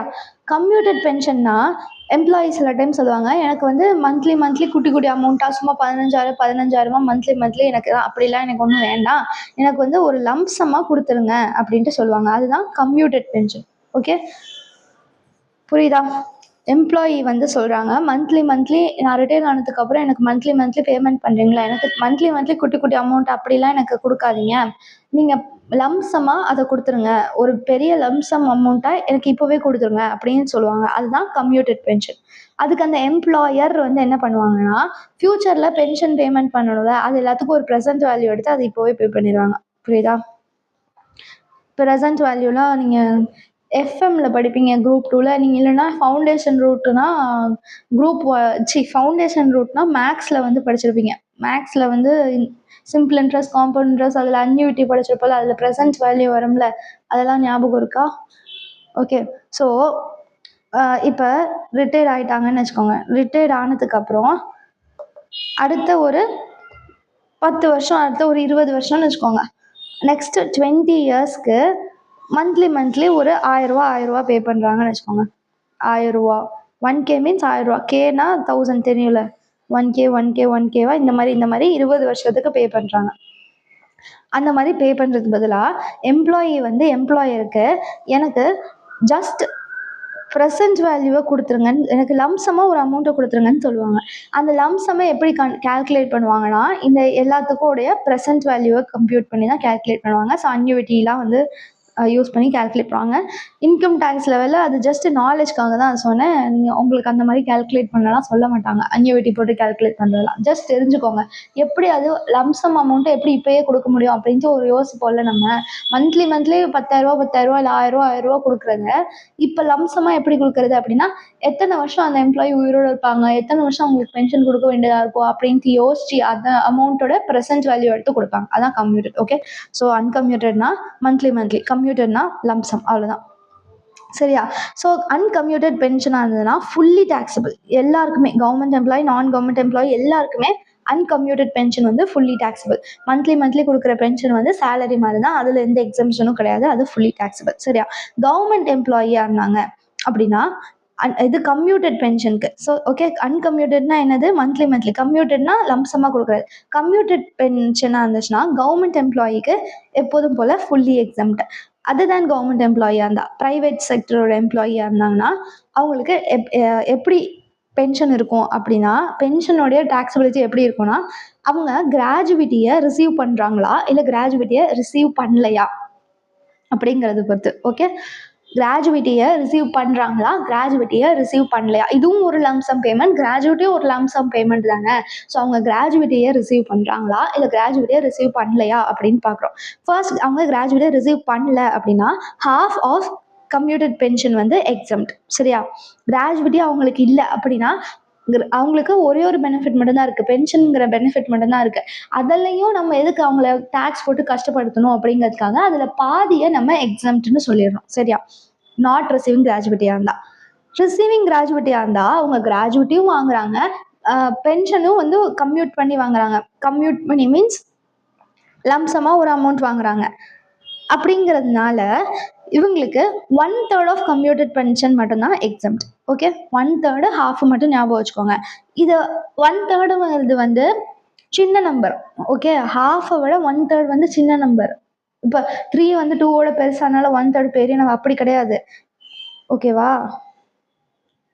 இப்படி ஒரு சர்க்கிள் இருக்குன்னு வச்சுக்கோங்க. அதை ஹாஃபாக பிரிக்கிறோன்னா இந்த பார்ட் இருக்குல்ல, இந்த பார்ட் வந்து பெருசு. கரெக்டா? இப்போ ஒரு சர்க்கிளை 3ஆக பிரிக்கிறோன்னா, ஈக்குவலாக பிரிக்கிறோன்னு வச்சுக்கோங்க. ஈக்குவலாக இப்படி ஏதோ 3ஆக இப்படி பிரிக்கிறீங்கன்னா இந்த பார்ட் சின்னது தானே. கரெக்டா? ஸோ ஹாஃபுங்கிறது பெருசு, 1/3ங்கிறது சின்னது. இதை ஏன் சொல்கிறேன்னா, அவங்களுக்கு பெனிஃபிட் கொடுக்கறது தான் இன்கம் டேக்ஸ் யோசிக்குது. அவங்களுக்கு கிராஜுவேட்டி ஏற்கனவே இருக்குது அப்படின்னா அவங்களுக்கு வந்து கம்மியான பெனிஃபிட் கொடுத்தா போதும். அதனால் 1/3 மட்டும்தான் எக்ஸம்ட். அவங்களுக்கு கிராஜுவேட்டி ஏற்கனவே இல்லை அப்படின்னா அவங்களுக்கு அதிகமான பெனிஃபிட் கொடுக்கணும். அதனால் ஹாஃபே எக்ஸம்ட் அப்படின்னு சொல்லுது. ஓகே தானே? இது கவர்மெண்ட் எம்ப்ளாயாக இருந்தால் ஃபுல்லி எக்ஸாம், ப்ரைவேட் செக்டர் எம்ப்ளாயாக இருந்தால் ரிசீவிங் கிராஜுவேட்டியாக இருந்தால் 1/3 மட்டும்தான் எக்ஸாம், நாட் ரிசீவிங் கிராஜுவேட்டியாக இருந்தால் பாதி வந்து எக்ஸாம். சரியா? இப்போ ஃபார்முலாலாம் நம்ம தெரிஞ்சுக்கணும். ஓகே, இதுதான் என்னன்னு சொல்லியிருக்காங்க. இது uncommuted என்ன, commuted என்ன? Commuted on certain occasions employers allows to withdraw a lump sum amount as the present value of periodical pension. Such pension received in lump sum is known as commuted pension. நான் சொன்னதே தான் இதில் வந்து சொல்லியிருக்காங்க, அவ்வளோதான். When pension is received periodically by employee, it is known as uncommuted pension. Periodicalனா monthly அந்த மாதிரி இருந்ததுன்னா uncommuted pension. ஓகே, இப்போ இதில் இருக்கிற பாயிண்ட்ஸ்லாம் படிக்க முன்னாடி இந்த லாஸ்ட் இதை பாருங்கள். Commuted value of full pension எப்படி கண்டுபிடிக்கணும்னா, amount received on commutation into 100 divided by percentage of commutation. இது ஒன்றும் இல்லை. இப்போது ஒரு எம்ப்ளாயி வந்து 40% அவங்களுடைய பென்ஷனை கம்யூட் பண்ணுறாங்க. கம்யூட் பண்ணுறதே அவங்களுக்கு 4 லட்ச ரூபா வருது. ஓகே, ஒரு எம்ப்ளாயி 40% அவங்களோட பென்ஷனை கம்யூட் பண்ணுறாங்க. அவங்களோட பென்ஷனை 40% எனக்கு இப்போவே லம்சமாக கொடுத்துருங்க அப்படின்னு சொல்கிறாங்க. அவங்களுக்கு அந்த மாதிரி லம்சமாக கொடுக்குற அமௌண்ட் எவ்வளோ அப்படின்னா 4 lakhs. ஓகேவா? இப்போ ஃபுல் பென்ஷன் அமௌண்ட் எவ்வளோன்னு கண்டுபிடிங்கன்னா நீங்கள் எப்படி கண்டுபிடிப்பீங்க? ஃபுல் பென்ஷன்னா 100% எவ்வளோங்கிறது. ஸோ 40% வந்து 4 lakhs. அப்போ 100% எவ்வளோவா இருக்கும்? கிராஸ் மல்டிபிள் பண்ணுவீங்களா? அதுதான் இது. ஓகே, 10 lakhs வருமா? அந்த ஃபார்முலா தான் இங்கே கொடுத்துருக்காங்க. ஓகே, இந்த ஃபார்முலா வந்து இதுதான். இதை வந்து ஃபார்முலாவாக படிக்கணுன்ட்டு அவசியம் இல்லை, இந்த மாதிரியே போட்டுடலாம். Amount received on commutation into amount received on கம்யூஷனா இந்த 4 lakhs into 100 divided by percentage. இப்போ நம்ம இப்படி கிராஸ் மல்டிபிள் பண்ணோம்ல, அதுதான் வந்து இங்கே ஃபார்முலாவாக கொடுத்துருக்காங்க. அவ்வளோதான். நம்ம ஃபார்முலாலாம் படிக்க வேண்டாம், கிராஸ் மல்டிபிள் பண்ணால் போதும். சரியா? நெக்ஸ்ட் வந்து pension received by employee or his family members from UNO வந்து fully exempt. ஸோ இன்டர்நேஷ்னல் ஆர்கனைசேஷனில் யுனைடெட் நேஷன்ஸ் ஆர்கனைசேஷன் வந்து ஒரு இன்டர்நேஷ்னல் ஆர்கனைசேஷன். அதனால யுஎன்ஓவோட எம்ப்ளாயிக்கோ இல்லை அந்த எம்ப்ளாயி வந்து இறந்துட்டாங்கன்னா அவங்க ஃபேமிலிக்கோ யுஎன்ஓ கொடுக்குற பென்ஷன் வந்து ஃபுல்லி எக்ஸம்ட். யுஎன்ஓ வந்து அவங்களுடைய எம்ப்ளாயிக்கோ இல்லை அந்த எம்ப்ளாயியோடைய ஃபேமிலிக்கோ பென்ஷன் கொடுக்குது. அது வந்து fully exempt. Next family pension. அந்த இறந்து போன எம்ப்ளாய்க்கு இது ஏற்கனவே நம்ம எதுலேயோ பார்த்தோம், போன சாப்டரில் எதுலேயோ பார்த்தோம். இந்த சாப்டரில் இன்ட்ரோடக்ஷனில் பார்த்தோம். இறந்து போன எம்ப்ளாயியோட ஃபேமிலிக்கு பென்ஷன் போகுது அப்படின்னா அது அவங்களுக்கு சேலரியில் டேக்ஸபிள் கிடையாது, இன்கம் ஃப்ரம் அதர் சோர்சஸில் டேக்ஸபிள். ஓகே, ஒரு எம்ப்ளாயி இருக்காங்க, அந்த எம்ப்ளாயி இறந்து போயிட்டாங்க, அதனால அவங்க ஃபேமிலிக்கு பென்ஷன் வருது. அப்போ அந்த ஃபேமிலி வந்து எம்ப்ளாயி ஆயிடுவாங்களா? ஆக மாட்டாங்கல்ல. அந்த ஃபேமிலி வந்து அந்த ஃபேமிலிக்கும் அந்த பேமெண்ட் பண்ணுற போகிற அந்த கம்பெனிக்கும் எம்ப்ளாயர் ரிலேஷன்ஷிப் இல்லைல்ல. அதனால இது வந்து இன்கம் ஃப்ரம் அதர் சோர்சஸில் தான் வரும். ஓகேவா? நெக்ஸ்ட் வந்து pension receive by family member of armed forces after his death is exempt.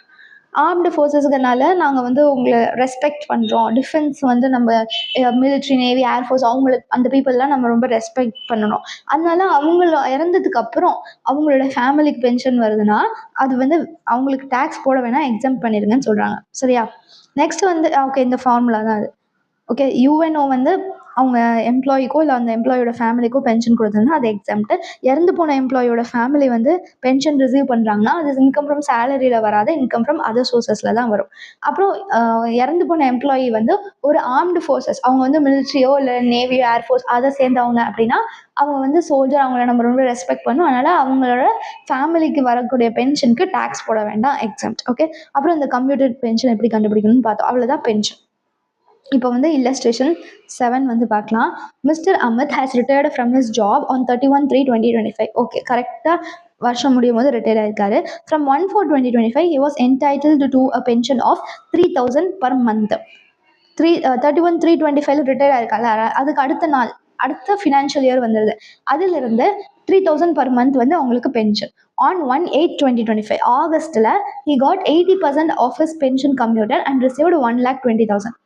ஓகேவா? ஆகஸ்ட்ல 80% அவர் கம்யூட் பண்ணிட்டு 1,20,000 ரிசீவ் பண்ணியிருக்காரு. Compute taxable pension if he is a government employee.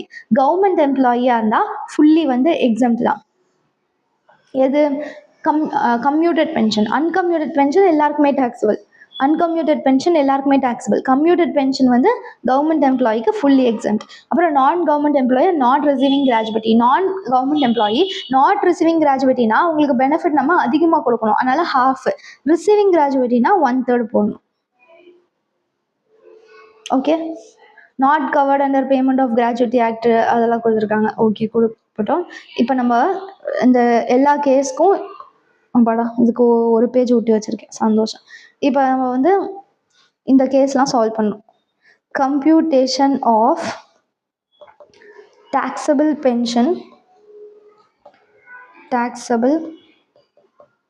pension of Mr.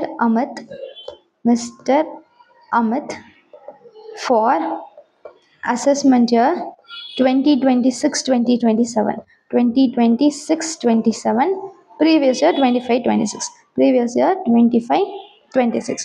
First வந்து அந்த different கேஸஸை நம்ம ஒன்று ஒன்றாவே போட்டுக்கலாம். நீங்கள் சைமல்டேனியஸாக பர்டிகுலர்ஸ்னு போட்டு கேஸ்ஏ கேஸ்பி கேஸ்சின்னு நீங்கள் ஓப்பன் பண்ணி போடலாம், இல்லைனா இப்படி தனித்தனியாக ஹெட்டிங் போட்டு வேணாலும் போட்டுக்கலாம், அது வந்து no problem. Okay, so government எம்ப்ளாயியாக இருந்துச்சுன்னா கம்யூட்டட் பென்ஷனில் வந்து ஃபுல்லி எக்ஸம்ட், அன்கம்யூட்டட் பென்ஷன் வந்து fully taxable. So particulars amount அப்படின்னு போட்டுட்டு particulars amount. Okay, uncommuted pension வந்து fully taxable. uncommuted pension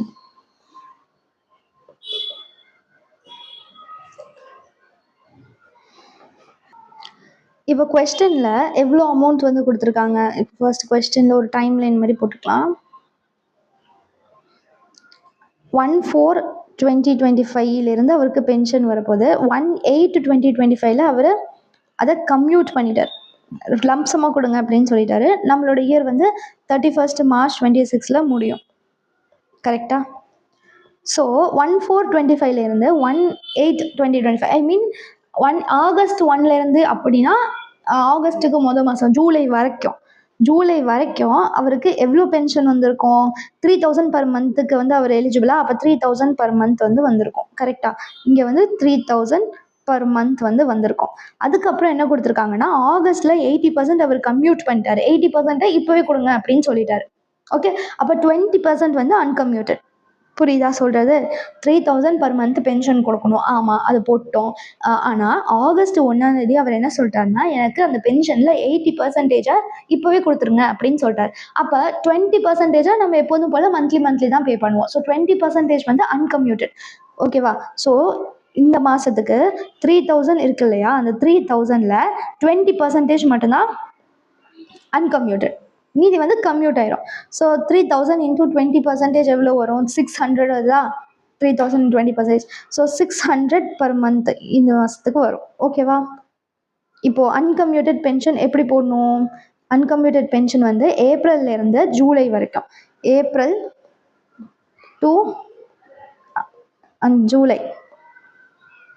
to July வந்து 3,000 into April May June July 4 மாதம் 12,000 வருது. ஓகே,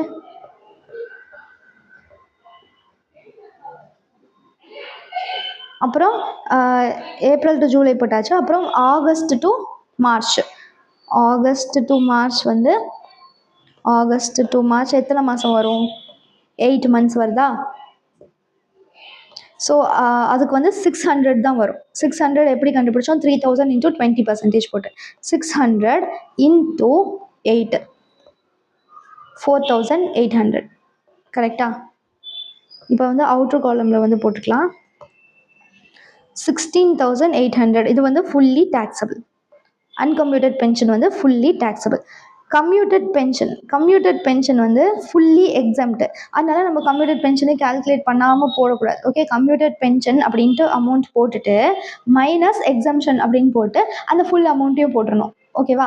கம்யூட்டட் பென்ஷன் கொஸ்டினில் எவ்வளோ கொடுத்துருக்காங்க? கம்யூட்டட் பென்ஷன் 1,20,000 அவங்களே கொடுத்துட்டாங்க. ஸோ 1,20,000மே வந்து எக்ஸாம்ட் தான். சரியா? ஸோ கம்யூட்டட் பென்ஷன் வந்து 1,20,000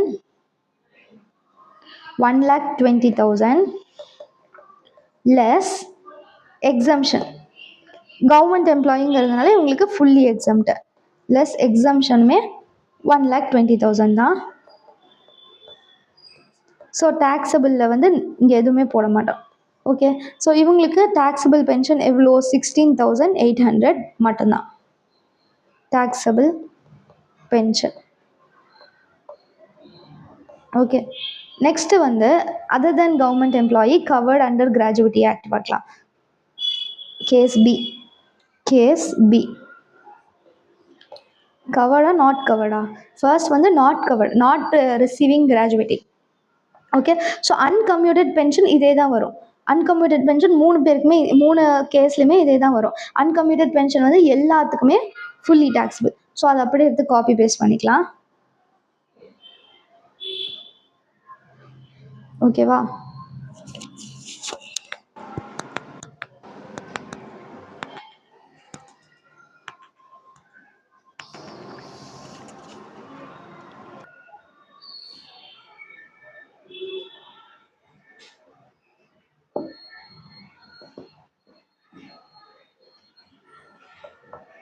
இப்போ கம்யூட்டட் பென்ஷன்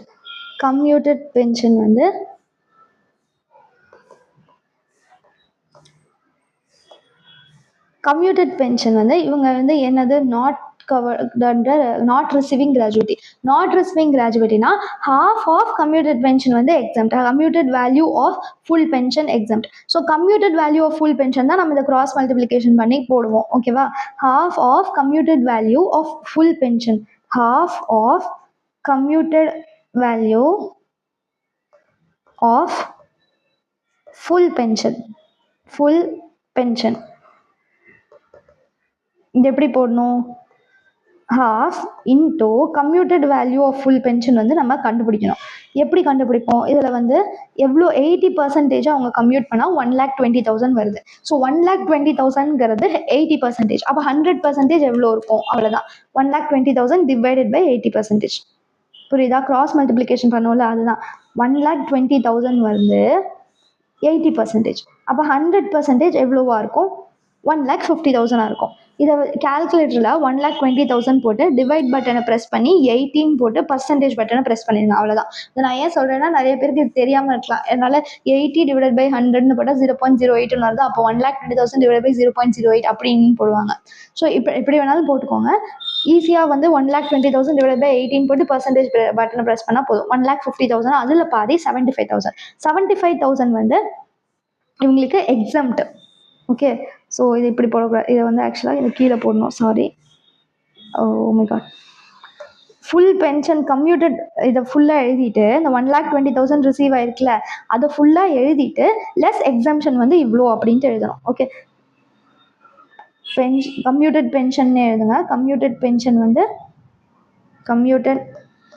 வந்து எவ்வளோ? 1,20,000. 1,20,000 less exemption வந்து 75,000.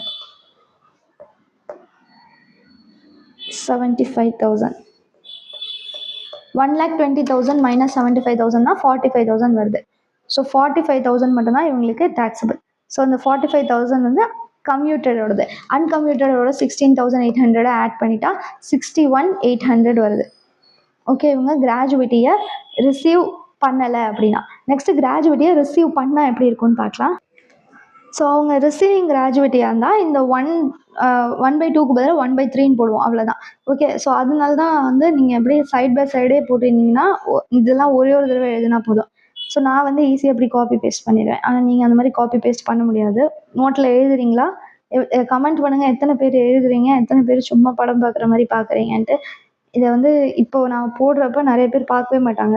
கரெக்டாக எனக்கு வியூஸ் எல்லாம் எக்ஸாமுக்கு 1 மாதம் முன்னாடி தான் நிறையா வியூஸ் வரும். அப்போ வந்து அப்படியே ஒரு மாதிரி டென்ஷன் ஆகி எல்லாத்தையும் வேகமாக 2xல போட்டு பார்த்து நோட்ஸ் அனுப்பிவிடுங்க அப்படின்ட்டு எனக்கு எல்லாரும் இமெயில் அனுப்பிட்டு இருப்பாங்க.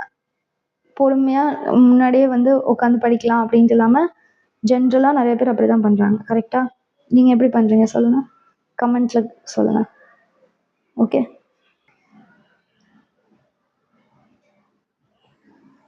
கேசி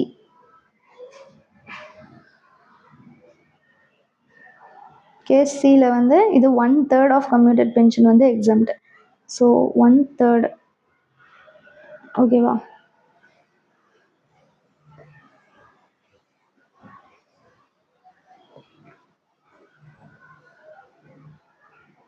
one third of 1,50,000, 1,20,000 divide by 80% போட்டால் 1,50,000 வருதுல்ல, அதுக்கு 1/3 எடுக்கணும். ஸோ 1,50,000 டிவைட் பை 3 போட்டிங்கன்னா 50,000 வருது.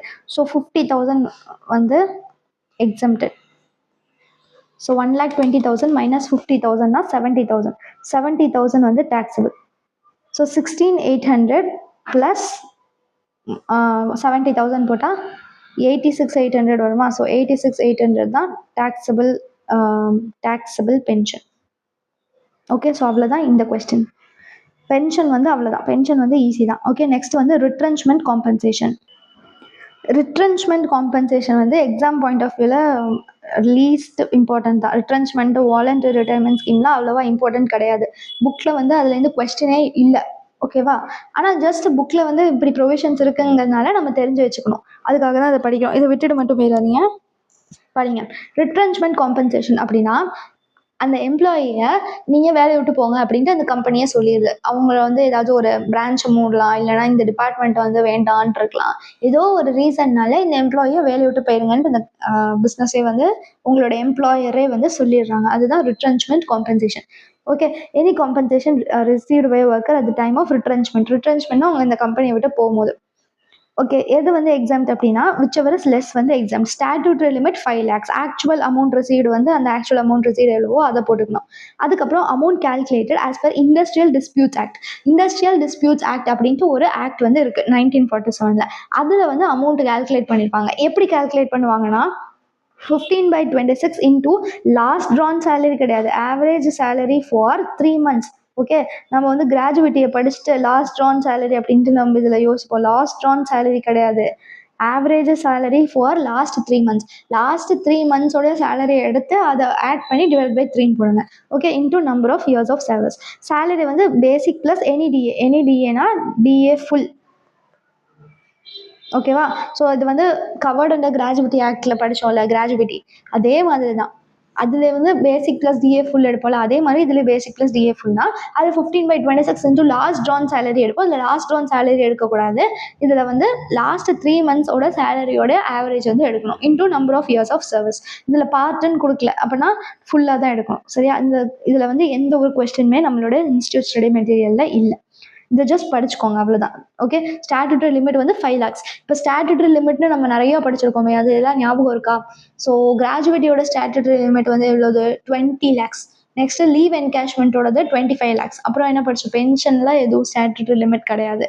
ரெட்ரென்ச்மெண்ட் காம்பன்சேஷன்ல 5 lakhs. ஓகே, நெக்ஸ்ட் வந்து வாலண்டரி ரிட்டைர்மெண்ட் காம்பன்சேஷன்.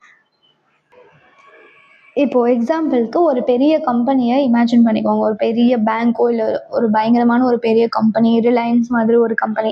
அந்த மாதிரி கம்பெனியில் ஒரு 10,000 எம்ப்ளாயி இருக்காங்க. ஓகே, 10,000 எம்ப்ளாயி வந்து இருக்காங்க. ஆனால் அந்த கம்பெனி வந்து நினைக்கிது 10,000 எம்ப்ளாயிலாம் வேண்டாம், 10,000 எம்ப்ளாயீஸ் வந்து நம்மளுக்கு தேவையில்லை, நம்ம நிறையா ஆட்டோமேஷன்லாம் பண்ணிட்டோம். இப்போ இதெல்லாம் இருக்குல்ல, நம்ம கார் ஃபாஸ்டேக்லாம் போட்டிருக்கோம்ல, தெரியும்ல, அதெல்லாம் டோல் பிளாசாவில் வந்து முன்னாடிலாம் அங்கே மனுஷங்க உட்காந்து நமக்கு வந்து சில்லறை மாற்றி அப்படிலாம் பண்ணிட்டு இருப்பாங்க. இப்போல்லாம் ஜஸ்ட் நம்ம அங்கே போய் நின்னோன்னா அதுவே ஸ்கேன் பண்ணி அதுவே அமௌண்ட் டிடெக்ட் பண்ணிட்டு ஃபாஸ்டேக்லேருந்து அமௌண்ட் டிடெக்ட் பண்ணிட்டு அதுவே ஓப்பன் பண்ணிடும். கரெக்டாக? ஸோ அந்த மாதிரி ஆட்டோமேஷன்லாம் பண்ணுறதுனால எம்ப்ளாயீஸோட நீட் வந்து குறைஞ்சிருச்சு. எம்ப்ளாயீஸை வந்து தண்டமாக வச்சிருக்க வேணாம் அப்படின்ட்டு அந்த கம்பெனி நினைக்குது. ஓகே, அந்த மாதிரி ஆட்டோமேஷன் பண்ணிட்டதுனால கம்பெனி வந்து 6,000 எம்ப்ளாயி மட்டும் இருந்தாலே போதும், அந்த 4,000 எம்ப்ளாயீஸ் வந்து நமக்கு வேண்டாம் அப்படின்ட்டு நினைக்குது அந்த கம்பெனி. 4,000 எம்ப்ளாயீஸ் நமக்கு வேண்டாம் அப்படின்னு நினைக்குது. ஆனால் இப்போ ஜஸ்ட் அந்த 4,000 பீப்புளை ஒரே நைட்டில் 4,000 பீப்புளை நம்ம வேலை விட்டு அனுப்பிடலாமா? அந்த மாதிரி பண்ணால் நல்லா இருக்காதுல்ல. அதனால கம்பெனி வந்து அனௌன்ஸ் பண்ணுது, நீங்கள் வாலண்டியராக நீங்கள் ஏர்லி ரிட்டையர்மெண்ட் எடுத்துக்கிட்டீங்க, ஓகே, 60 வயசு ரிட்டையர்மெண்ட்டாக இப்போ வந்து 45 வயசு, 47 வயசு, 50 வயசு, 52 வயசு அந்த மாதிரி இருக்கிறவங்களே நீங்களே வாலண்டியராக நீங்கள் ரிட்டையர்மெண்ட் பண்ணிட்டீங்க அப்படின்னா நாங்கள் வந்து உங்களுக்கு ஒரு பெரிய லம்சம் அமௌண்ட்டை வந்து கொடுப்போம் அப்படின்ட்டு அந்த கம்பெனி சொல்லுது. அதுதான் volunteer retirement compensation. So employees வந்து யாரெல்லாம் இந்த ஆஃபர் அக்செப்ட் பண்ணிட்டு அவங்க வெளில போகிறாங்களோ அவங்க வந்து விஆர்எஸ் எடுத்துட்டாங்க அப்படின்ட்டு சொல்லுவோம். வாலண்டியர் ரிட்டையர்மெண்ட் ஸ்கீம் அதை வந்து அவங்க எடுத்துட்டாங்க, டேக்கன் விஆர்எஸ் அப்படின்னு சொல்லுவோம். அவங்க அந்த லம்சம் ரிசீவ் பண்ணுறாங்களே அதுதான் விஆர்எஸ் காம்பன்சேஷன். ஓகேவா? ஸோ விஆர்எஸ் காம்பன்சேஷன் அவங்க ரிட்டையர் ஆகிறதுக்கு முன்னாடி அவங்களே வேலையை விட்டு போகிறாங்க. ஓகே, அவங்க போகிறாங்கன்னா சீக்கிரமாக அவங்க ரிட்டையர் ஆகிக்கிறதா சொல்கிறாங்க. இப்போ நிறைய கவர்மெண்ட் ஸ்கூல் டீச்சர்ஸ்லாம் வந்து கேள்விப்பட்டிருப்பீங்களா, விஆர்எஸ் கொடுத்துட்டு வந்துட்டேன் அப்படின்னு சொல்லுவாங்க. ஸோ வாலண்டரி ரிட்டையர்மெண்ட் அவங்களே வாலண்டியராக நான் ரிட்டையர் ஆகிக்கிறேன் அப்படின்னு சொல்கிறாங்க. அதுக்கு வந்து அந்த எம்ப்ளாயர் வந்து ஒரு லம்சம் பேமெண்ட் பண்ணுவாங்க, அதுதான் விஆர்எஸ். ஓகேவா? ஸோ வாலண்டரி ரிட்டையர்மெண்ட் ஸ்கீம் வந்து செக்ஷன் 10 சப்செக்ஷன் 10C தான் அதோட எக்ஸம்ஷன் எவ்வளோ அப்படின்ட்டு சொல்கிறாங்க. ஸோ இது வந்து ஒரு ஒன் டைம் ரெசிப்ட் தானே, இது மந்த்லி பென்ஷன் மாதிரிலாம் கிடையாது. ஒன் டைம் ரெசிப்ட், அவங்களோட கரியர் முடியும் போது ஒன் டைம் ரெசிப்ட் தான், அது ஒரு ரெகுலர் இன்கம்லாம் கிடையாது. அதனால இது வந்து ஃபுல்லி எக்ஸம்ட் கிடையாது, ஒரு லிமிட் வந்து எக்ஸம்ட் தான். ஓகே, ஃபர்ஸ்ட் வந்து இந்த 4 கண்டிஷனை சாட்டிஸ்ஃபை பண்ணால் மட்டும்தான் அந்த எக்ஸம்ஷன் வந்து அப்ளை ஆகும். ஓகேவா? என்னென்ன கண்டிஷன் அப்படின்னா, இது வந்து எல்லா எம்ப்ளாயீஸ்க்கும் அவைலபிளாக இருக்கணும், அப்ளிகபிள் டு ஆல் எம்ப்ளாயீஸ். அதுதான் டேரக்டர்ஸ்க்கு மட்டும் கிடையாது. ஓகே, அவங்களுக்கு 40 வயசு முடிஞ்சிருந்தா அவங்களுக்கு அப்ளிகபிளாக இருக்கணும். இல்லைனா அவங்க ஜாயின் பண்ணி 10 வருஷம் சர்வீஸ் அவங்க கம்ப்ளீட் பண்ணிட்டாங்க அப்படின்னா அவங்களுக்கு இது அப்ளிகபிளாக இருக்கணும். சரியா? ஸோ இந்த கம்பெனி வந்து இப்போ 10,000 எம்ப்ளாயீஸில் 6,000 எம்ப்ளாயீஸ் மட்டும் இருந்தால் போது 4,000 வேணாம்னு சொல்லிடுச்சுல. அந்த 4,000ல் அந்த கம்பெனி வந்து இப்படி யோசிக்கக்கூடாது, இவங்கெல்லாம் நல்லவங்க, இவங்களுக்கு மட்டும் விஆர்எஸ்ங்கிற ஆஃபரை கொடுப்போம், இவங்களுக்குலாம் வேண்டாம், இந்த அக்கௌண்ட்ஸ் டிபார்ட்மெண்ட்டில் இருக்கிறவங்களுக்கு மட்டும் கொடுப்போம், மார்க்கெட்டிங் டிபார்ட்மெண்ட்டில் இருக்கிறவங்களுக்கு வேண்டாம், அப்படிலாம் அந்த கம்பெனி சொல்லக்கூடாது. சரியா? எல்லா எம்ப்ளாயீஸ்க்கும் அவைலபிளாக இருக்கணும். அந்த எம்ப்ளாயீஸ் வந்து 40 வயசு முடிச்சவங்களுக்கு ஜஸ்ட் ஒரு 25 வயசு இருக்கிறவங்களுக்குலாம் விஆர்எஸ் கொடுத்து அனுப்பிடலாமா? அப்படிலாம் பண்ணாதீங்க. 40 வயசு முடிஞ்சிருக்கணும், இல்லைனா அவங்க அந்த கம்பெனியில் ஜாயின் பண்ணி 10 இயர்ஸ் முடிஞ்சிருக்கணும். ஓகேவா? அவங்களுக்கு 40 வயசு முடிஞ்சிருக்கணும், இல்லைனா அந்த கம்பெனியில் அவங்க ஜாயின் பண்ணி 10 வருஷம் முடிஞ்சிருக்கணும். அப்படின்னா நம்ம விஆர்எஸ் ஆஃபர் வந்து கொடுக்கலாம்.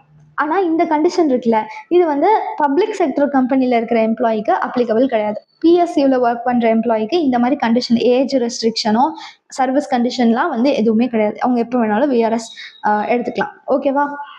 இது ஓகே தானே? நெக்ஸ்ட் வந்து எதுக்கு இது பண்ணணும் அப்படின்னா, reduce the number of employees. இந்த ஸ்கீமை எதுக்கு டிசைன் பண்ணுறாங்கன்னா, எம்ப்ளாயீஸோட நம்பரை ரெடியூஸ் பண்ணுறதுக்காக. ஓகே, ஜஸ்ட் ரேண்டமாக அப்படி ஒரு பேமெண்ட் பண்ணுற மாதிரி கிடையாது. அதோட நோக்கம் எதுக்கு, விஆர்எஸ் கொடுக்குற நோக்கம் எதுக்கு? ஒரு கம்பெனி வந்து விஆர்எஸ்ங்கிற ஒரு ஸ்கீமை ஆஃபர் பண்ணலாம் நம்ம எம்ப்ளாய்க்கு அப்படின்ட்டு ஏன் யோசிக்கும் அப்படின்னா, இவன் வேண்டாம், இவன் வந்து நம்மளை விட்டு போட்டோம் அப்படின்னு தண்டமாக சம்பளம்லாம் கொடுத்துட்டு போட்டோம் அப்படின்ட்டு சொல்கிறது தான் விஆர்எஸ். ஸோ எம்ப்ளாயீஸோட நம்பரை ரெடியூஸ் பண்ணுற நோக்கத்தோடு தான் விஆர்எஸ் வந்து ஃப்ரேம் பண்ணியிருக்கணும். ஓகே, தேர்ட் பாயிண்ட் வந்து the vacancy caused by VRS is not to be filled up. Just இவங்களை அனுப்பி விட்டுட்டு அதுக்கப்புறம் புதுசாக வந்து வயசு கம்மியாக இருக்கவங்கள வந்து நம்ம எடுத்துக்கலாம் அப்படிங்கிற மாதிரி பண்ணக்கூடாது. சரியா? விஆர்எஸ் வந்து ஜஸ்ட் நிஜமாவே அந்த கம்பெனி வந்து எம்ப்ளாயீஸை கம்மிப்படுத்தணுங்கிற நோக்கத்தோடு தான் பண்ணணும். வயசானவங்களெல்லாம் அனுப்பிவிட்டு நம்ம வந்து ஃப்ரெஷ்ஷாக இருக்கிறவங்க ஃப்ரெஷர்ஸை வந்து எடுத்துக்கலாம் அப்படிங்கிற நோக்கத்தோட பண்ணால் அது விஆர்எஸ் கிடையாது. ஸோ விஆர்எஸ் ஸ்கீம் வந்து ரிட்டையர் ஆன எம்ப்ளாயினால வர வேகன்சியை ஃபில் பண்ணுற மாதிரி இருக்கக்கூடாது. நெக்ஸ்ட் வந்து the retiring employee is not to be employed in another company or concern belonging to the same management. Okay, அதே ஒரே ஒரு கம்பெனி இருக்கு, அந்த கம்பெனிலே இப்போ சப்போஸ் ஒரு ஆஃபீஸ் இருக்குன்னு வச்சுக்கோங்க, ஒரு கவர்மெண்ட் ஆஃபீஸ் ஏதோ ஒன்று இருக்குது, அந்த ஆஃபீஸில் நிறைய பிரான்ச் இருக்குது. சரியா? அந்த இப்படி இருக்கக்கூடாது, இவங்களை வந்து விஆர்எஸ் கொடுத்து இவங்களை வந்து இந்த ஊர்லேருந்து அனுப்பி விட்டுட்டு, எக்ஸாம்பிளுக்கு இவங்களை சென்னையிலேருந்து விஆர்எஸ் கொடுத்து அனுப்பிவிட்டு அவங்களோட சொந்த ஊருக்கு போய் அவங்களோட சொந்த ஊர் கோயம்புத்தூரில் போயிட்டு அதில் ஜாயின் பண்ணிக்கலாம். அப்புறம் அந்த மாதிரிலாம் இருக்கக்கூடாது. சரியா? அந்த கம்பெனியோடைய சேம் மேனேஜ்மெண்ட், புரியுதா? ஒரே ஒரு ஆஃபீஸ் இருக்குது, அந்த ஆஃபீஸ் இருக்குல்ல, அந்த ஆஃபீஸோடைய ஹெட் ஆஃபீஸ் வந்து சென்னையில் இருக்குது. அந்த எம்ப்ளாயிக்கு வந்து வயசாயிடுச்சு, ஒரு 50 வயசு ஆயிடுச்சு, ஒரு 55 வயசு ஆயிடுச்சு. அவர் என்ன சொல்கிறாரு, நான் விஆர்எஸ் கொடுக்குற மாதிரி கொடுக்குறேன், எனக்கு வந்து அந்த லம்சம் பேமெண்ட்டு கொடுத்துருங்க, அதுக்கப்புறம் நான் என்ன பண்ணுறேன்னா என்னோட சொந்த ஊருக்கு போயிடுவேன், என்னோட சொந்த ஊர் கோயம்புத்தூரில் இருக்குது, என் சொந்த ஊரில் போயிட்டு நான் அதில் போய் பிரான்ச் ஆஃபீஸ் இருக்குது அதே கம்பெனிக்கு, அந்த பிரான்ச் ஆஃபீஸில் போய் நான் ஜாயின் பண்ணிக்கிறேன் அப்படிங்கிற மாதிரிலாம் அவங்க பண்ணக்கூடாது. ஓகே, அதுதான் இந்த பாயிண்ட். சரியா? ரிட்டையரிங் எம்ப்ளாயி வந்து அந்த கம்பெனியோட same மேனேஜ்மெண்ட்ல another company or concern belonging to the same management அதில் திரும்பி போய் அவங்க ஜாயின் பண்ணியிருக்க கூடாது. இந்த 4 கண்டிஷன் சாட்டிஸ்ஃபை ஆயிருந்தா மட்டும்தான் விஆர்எஸ் வந்து எலிஜிபிள், விஆர்எஸ்க்கான எக்ஸம்ஷன் எலிஜிபிள். ஓகேவா? ஃபர்ஸ்ட் வந்து என்னது, எல்லா எம்ப்ளாயிஸ்க்கும் அவைலபிளா இருக்கணும். 40 வயசு டேரக்டர்ஸ் மட்டும் கிடையாது, எக்ஸப்ட் டேரக்டர்ஸ். ஓகே, எல்லா எம்ப்ளாயிஸ் எக்ஸப்ட் டேரக்டர்ஸ் அவங்களுக்கு 40 வயசு முடிஞ்சிருக்கணும். இல்லைன்னா 10 வருஷம் அவங்க கம்பெனியில் ஜாயின் பண்ணி 10 வருஷம் சர்வீஸ் பண்ணியிருக்கணும். ஓகே, ஆனால் இந்த கண்டிஷன் பிஎஸ்யூக்கு அப்ளிகபிள் கிடையாது. இது எதுக்கு வந்து அப்ளை பண்ணியிருக்கு, எதுக்கு இந்த ஸ்கீம் வந்து இந்த கம்பெனி வந்து அப்ளை பண்ணும் அப்படின்னா, அவங்களோட எம்ப்ளாயிஸோட head count means number of எம்ப்ளாயிஸை கம்மிப்படுத்துறதுக்காக. நெக்ஸ்ட், விஆர்எஸ்னால வர வேகன்சியை நம்ம ஃபில் பண்ணக்கூடாது. விஆர்எஸ்ல ரிட்டையர் ஆகிற எம்ப்ளாயி வந்து இன்னொரு கம்பெனி, அதே மேனேஜ்மெண்ட் கீழே இருக்கிற இன்னொரு கம்பெனியில் போய் திரும்பி சேர்ந்துடக்கூடாது. ஓகேவா? அவ்வளோதான் வந்து இந்த 4 கண்டிஷன். ஓகே தானே? நெக்ஸ்ட் வந்து அந்த காம்பன்சேஷனை எப்படி கால்குலேட் பண்ணுறது, வாலண்டரி ரிட்டையர்மெண்ட் காம்பன்சேஷன் அமௌண்ட்டை எப்படி கால்குலேட் பண்ணுறது. ஓகே, ஃபர்ஸ்ட் வந்து ஸ்டாட்யூட்ரி லிமிட். எப்போதும் போல் இந்த சீலிங் வந்து சொல்லிடுறாங்க. ஸ்டாட்யூட்ரி லிமிட் வந்து 5 lakhs. இன்னொன்று ஆக்சுவல் அமௌண்ட் ரிசீவ்டு, அந்த கம்பெனி ஆக்சுவலாக எவ்வளோ பே பண்ணுதோ அது. இன்னொன்று வந்து என்னென்னா லோவர் ஆஃப் த 2 அமௌண்ட்ஸ். புரியுதா? அதில் லீஸ்ட் ஆஃப் த ஃபாலோவிங்லேயே லீஸ்ட் ஆஃப் த ஃபாலோவிங் இந்த 3 இருக்குல்ல, இந்த 3த்துல எது கம்மியோ அதை எடுத்துப்போம். அதுதான் எக்ஸம்ஷனில் எடுத்துப்போம். அந்த சி இருக்குல்ல, சி வந்து இந்த 2த்துல எது கம்மியோ அதை எடுத்து அதுதான் சீன் போடணும். ஓகேவா? இங்கே வந்து ஒரு அமௌண்ட் வரும்ல, இந்த அமௌண்ட் எப்படி வருதுன்னா இந்த 2த்துக்கும் இருக்கிறதுல கம்மியாக இருக்கிறது. ஓகே, ஃபர்ஸ்ட் வந்து completed years of service into 3 into last drawn salary, last drawn salary into 3 into completed years of service. Okay, இதில் வந்து remaining service months into last drawn salary. Remaining service மந்த்ஸ்னால் அவங்க இன்னும் எத்தனை வருஷம் அவங்களுக்கு சர்வீஸ் இருக்கோ அதை மந்தில் எடுத்துகிட்டு இன்டூ லாஸ்ட் ட்ரான் சேலரி, இது 2த்துல எது கம்மியோ அதை தான் ஃபர்ஸ்ட் இங்கே எடுத்துக்கணும், இந்த அமௌண்ட்டாக. ஓகே, அதுக்கப்புறம் இந்த 3த்துல எது கம்மியோ அதுதான் எக்ஸம்ட். சரியா? ஃபர்ஸ்ட் வந்து completed years of service into 3 into last drawn salary. Next வந்து ரிமைனிங் சர்வீஸ் எவ்வளோ அவங்க இருக்கணுமோ அது இன்டூ லாஸ்ட் ட்ரான் சேலரி. இது 2த்துல எது கம்மியோ அதை ஃபர்ஸ்ட் எடுத்துக்கிறோம். அப்புறம் ஸ்டாட்யூட்டரி லிமிட் ஆக்சுவல் அமௌண்ட் ரிசீவ்டோட கம்பேர் பண்ணி அமௌண்ட் எக்ஸம்ஷன் எவ்வளோன்னு கண்டுபிடிக்கிறோம். சரியா? இதை எப்படி ஞாபகம் வச்சுக்கிறதுனா, இதை வந்து பாஸ்ட்னு வச்சுக்குவோம், இதை வந்து ஃபியூச்சர்னு வச்சுக்குவோம். ஸோ பாஸ்ட்டில் நான் வந்து உங்களுக்கு இத்தனை வருஷம் நான் உங்களுக்காக உழைச்சிருக்கேன் அப்படின்னு சொல்கிறோம். அது இன்டூ ஒரு வருஷத்துக்கும் இருக்கிற சேலரி, அதனால் 3ன்னு போட்டுட்டு இன்டூ லாஸ்ட்டாக நம்ம எவ்வளோ எவ்வளோ ரிசீவ் பண்ணியிருக்கோம் சேலரி அப்படிங்கிறது. ஓகேவா? இது வந்து பாஸ்ட்டுங்கிறதுனால completed years of service into 3 month அப்படின்னு ஞாபகம் வச்சுக்கோங்க. 3 month கிடையாது, 3 தான். 3 month ஞாபகம் வச்சுக்கிறதுக்காக சொல்கிறேன். 3 இன்டூ லாஸ்ட் ட்ரான் சேலரி. இதில் வந்து ஃபியூச்சரை பற்றி யோசிக்கிறோம். நம்ம வந்து முன்னாடியே கிளம்புறோம், அதனால கம்பெனி வந்து சொல்லுது, நீங்கள் இருந்திருந்தா எவ்வளோ நாள் இருந்திருப்பீங்களோ அந்த மந்த்துக்கு நான் உங்களுக்கு ஒரு பெனிஃபிட் மாதிரி கொடுக்குறேன் அப்படின்னு சொல்லுது, ஒரு எக்ஸம்ஷன் கொடுக்குறேன். ஸோ நீங்கள் எவ்வளோ மிஸ் பண்ணுறீங்க அப்படிங்கிறது. ஓகே, ரிமைனிங் மந்த் அதை வந்து மிஸ் பண்ணிடுவீங்கள, அதை வந்து அனுபவிக்க மாட்டீங்கள, அதனால ரிமைனிங் மந்த் இன்டூ லாஸ்ட் ஆன் சேலரி, இது 2த்துல எது கம்மியோ அது. சரியா? சேலரிங்கிறது என்னது, basic plus DA forming part plus commission on turn. Mostly இதுதான் இருக்கும், இந்த 3 இதுதான் இருக்கும். ஓகேவா? சில இதுக்கு மட்டும் பேசிக் ப்ளஸ் டிஏ ஃபுல் வந்து இருக்கும். எது பேமெண்ட் அந்த கிராஜுவிட்டியில் covered not covered under gratuity ஆக்டுக்கும் ரிட்ரென்ச்மெண்ட் காம்பன்சேஷனுக்கு மட்டும் பேசிக் ப்ளஸ் டிஏ ஃபுல் இருக்கும். ஓகே, கரெக்டாக மாற்றி சொல்லிட்டேன்னா, கிராஜுவிட்டியை மாற்றி சொல்லலைன்னா, கிராஜுவிட்டியில் கவர்டு அண்டர் கிராஜுவிட்டி ஆக்டுக்கு தானே ஃபுல் இருக்கும். கவர்டு அண்டர் கிராஜுவிட்டி ஆக்டுக்கு தான் ஃபுல் இருக்கும். கவர்டு அண்டர் கிராஜுவிட்டி ஆக்ட்னா basic plus DA full. So covered under கிராஜுவிட்டியில் கவர்டு அண்டர் கிராஜுவிட்டி ஆக்டுக்கும் இதில் வந்து ரிட்ரென்ச்மெண்ட் காம்பன்சேஷனுக்கும் பேசிக் ப்ளஸ் டிஏ ஃபுல்னு போடுவோம். மீதி எல்லாத்துக்குமே வந்து basic plus DA forming part plus percentage commission of turn over அப்படின்னு போடுவோம். ஓகேவா? அவ்வளோதான் இந்த கான்செப்ட். இதில் வந்து எந்த சம்முமே இல்லை, ஆனால் நம்மளே ஒரு சம் வந்து போடுவோமா, ஏன்னா இது கொஞ்சம் ஞாபகம் வச்சுக்கிறதுக்கு கொஞ்சம் டிஃபிகல்ட்டாக இருக்கிற மாதிரி இருக்கலாம்ல, ஏன்னா இந்த 2 பாயிண்ட் இருக்குல்ல, அதனால நம்மளே வந்து ஒரு சம் வந்து சும்மா போடலாம். ஒரே நிமிஷம், ஏதாவது ஒரு பேர் வைப்போம் நம்மளே. Mister Vijay tax VRS. Last drawn salary வந்து 20,000 per month. சும்மா வச்சுக்கோ எக்ஸாம்பிளுக்கு. அமௌண்ட் சின்னதாக இருந்ததுன்னா நம்ம கால்குலேட் பண்ணுறதுக்கு ஈஸியாக இருக்கும், அதனால தான் வைக்கிறேன். Okay, 20,000 per month. கேனா தௌசண்ட்ஸ், அது தெரியல. கம்ப்ளீட்டட் இயர்ஸ் ஆஃப் சர்வீஸ், சிஒய்எஸ்னா completed years of service. Completed years of service வந்து ஒரு 20 வருஷம். ரிமைனிங் சர்வீஸ் வந்து 5 வருஷம்னு வச்சுக்கலாம். ரிமைனிங் சர்வீஸ் வந்து 5 வருஷம். 5 வருஷம். காம்பன்சேஷன் எவ்வளோ விஆர்எஸ் காம்பன்சேஷன் வந்து ரிசீவ் பண்ணியிருக்காங்கன்னா 7 லட்சம் ரிசீவ் பண்ணியிருக்காங்க. ஓகேவா? இப்போ வந்து இதுக்கு வந்து நம்ம கேல்குலேட் பண்ணுவோம். Calculate taxable VRS. Calculate taxable VRS. இப்போ ஹெட்டிங்லாம் போட்டுக்கோங்க, computation of VRS of mister Vijay அப்படின்லாம் போட்டுக்கோங்க. இங்கே வந்து விஆர்எஸ் காம்பன்சேஷன் எவ்வளோ ரிசீவ் ஆயிருக்கோ அதை வந்து எழுதிட்டு அதுலேருந்து லெஸ் எக்ஸம்ஷன் போடுவோம். காம்பன்சேஷன் விஆர்எஸ் காம்பன்சேஷன் எவ்வளோ ரிசீவ்டு 7 லட்சமா? ஸோ 7 லட்சம் லெஸ் எக்ஸம்ஷன். எக்ஸம்ஷன் வந்து லீஸ்ட் ஆஃப் 3 விஷயம். கரெக்டா? ஃபர்ஸ்ட் வந்து சீலிங்னா ஸ்டாட்யூட்ரி லிமிட். ஸ்டாட்யூட்ரி லிமிட்டு தான் சீலிங்னு சொல்லுவோம். மேக்ஸிமம் அவ்வளோதான் அப்படின்னு கவர்மெண்ட் வந்து சொல்லிடும். அதுதான் சரியா? ஸ்டாட்யூட்ரி லிமிட் வந்து எவ்வளோ? 5 lakhs. நெக்ஸ்ட் வந்து ஆக்சுவல் அமௌண்ட் ரிசீவ்டு. ஆக்சுவல் வந்து எவ்வளோ? 7 lakhs. அடுத்த சி தான் வந்து least of 2. Least of following என்ன வரும்? Completed years of service into 3 into last ஆன் சேலரி.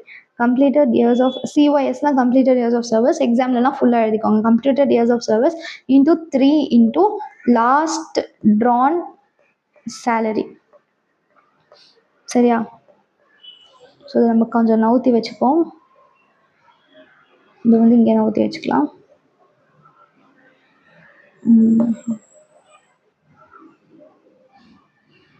எத்தனை வருஷம் அவங்க முடிச்சிருக்காங்க, எத்தனை வருஷம் சர்வீஸில் இருந்திருக்காங்க? 20 வருஷம். 20 years into 3 into last drawn salary வந்து 20,000 நம்ம வச்சோமா? ஸோ 20,000.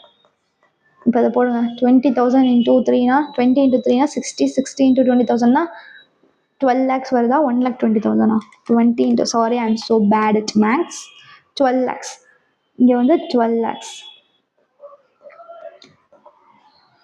ஓகே, அப்புறம் இன்னொன்று வந்து என்னது? Remaining service. ஃபர்ஸ்ட் பாஸ்ட்டை பற்றி யோசிக்கிறோம், அப்புறம் ஃபியூச்சரை பற்றி யோசிக்கிறோம். ரிமைனிங் சர்வீஸ் மந்தில் எடுக்கணும். ரிமைனிங் மந்த்னு எடுக்கணும், இயரில் எடுக்கக்கூடாது. Remaining month. ஏன்னா நம்ம வந்து சேலரி மந்த்லி தானே எடுக்கிறோம், அதனால இதுவும் வந்து மந்த்லி தான் எடுக்கணும். Last drawn salary. Remaining months வந்து எவ்வளோ? எத்தனை இயர்ஸ் வந்து இருக்குது? 5 years. அப்போ 5 yearsனா எத்தனை மந்த்ஸ்? 60 months. எப்படி 60 வந்துச்சு? 5 into 12. ஒரு வருஷத்துக்கு 12 மாதம். அப்போ 5 வருஷத்துக்கு 5 into 12 60 மாதம். ஸோ 60 இன்டூ லாஸ்ட் ஆன் சேலரி வந்து அதே தான் 20,000. ஸோ இது வந்து இதுவும் 12 lakhs தான் வரும். ஐயோ தெரியாமல் இந்த எக்ஸாம்பிள் நான் லூஸ் மாதிரி சொல்லிட்டேன்னா இதுவும் 12 lakhs தான் வருது. ஸோ இந்த ரெண்டுத்துல எது கம்மியோ அதை எடுக்கணும். நான் வந்து இப்படி ஏதோ ஒரு எக்ஸாம்பிள் வந்து சொன்னேன்னா அதனால இப்படி 2 அமௌண்ட்டும் ஒரே அமௌண்ட்டாக வருது. ஓகே, இதில் எது கம்மியோ அதை எடுக்கணும். ஸோ இப்போ இது மூணுத்துல எது கம்மி? 5 lakhs கம்மியா? அப்போ 5 lakhs வந்து இங்கே எடுப்போம். இப்போ 7 lakhs மைனஸ் 5 lakhs போட்டோன்னா 6,50,000. 2 lakhs. 2 lakhs வந்து டாக்ஸபிள். ஓகேவா? ஸோ அவ்வளோதான் விஆர்எஸ். ரிட்டையர்மெண்ட் பெனிஃபிட்ஸும் அவ்வளோதான். ஸோ ரிட்டையர்மெண்ட் பெனிஃபிட்ஸில் ரிட்ரென்ச்மெண்ட் காம்பன்சேஷனும் இந்த விஆர்எஸும் வந்து நாட் ஸோ இம்பார்ட்டண்ட். அப்படின்னா விட்டுட்டு போயிடாதீங்க, படிச்சுட்டு போங்க. இதில் எது இம்பார்ட்டண்ட் ரொம்பனா அந்த கிராஜுவிட்டி, லீவ் என்கேஷ்மெண்ட் அதெல்லாம் வந்து high important. Okay, so allowances வந்து நெக்ஸ்ட் வீடியோவில் பார்க்கலாம். தேங்க்யூ ஃபார் வாட்சிங்.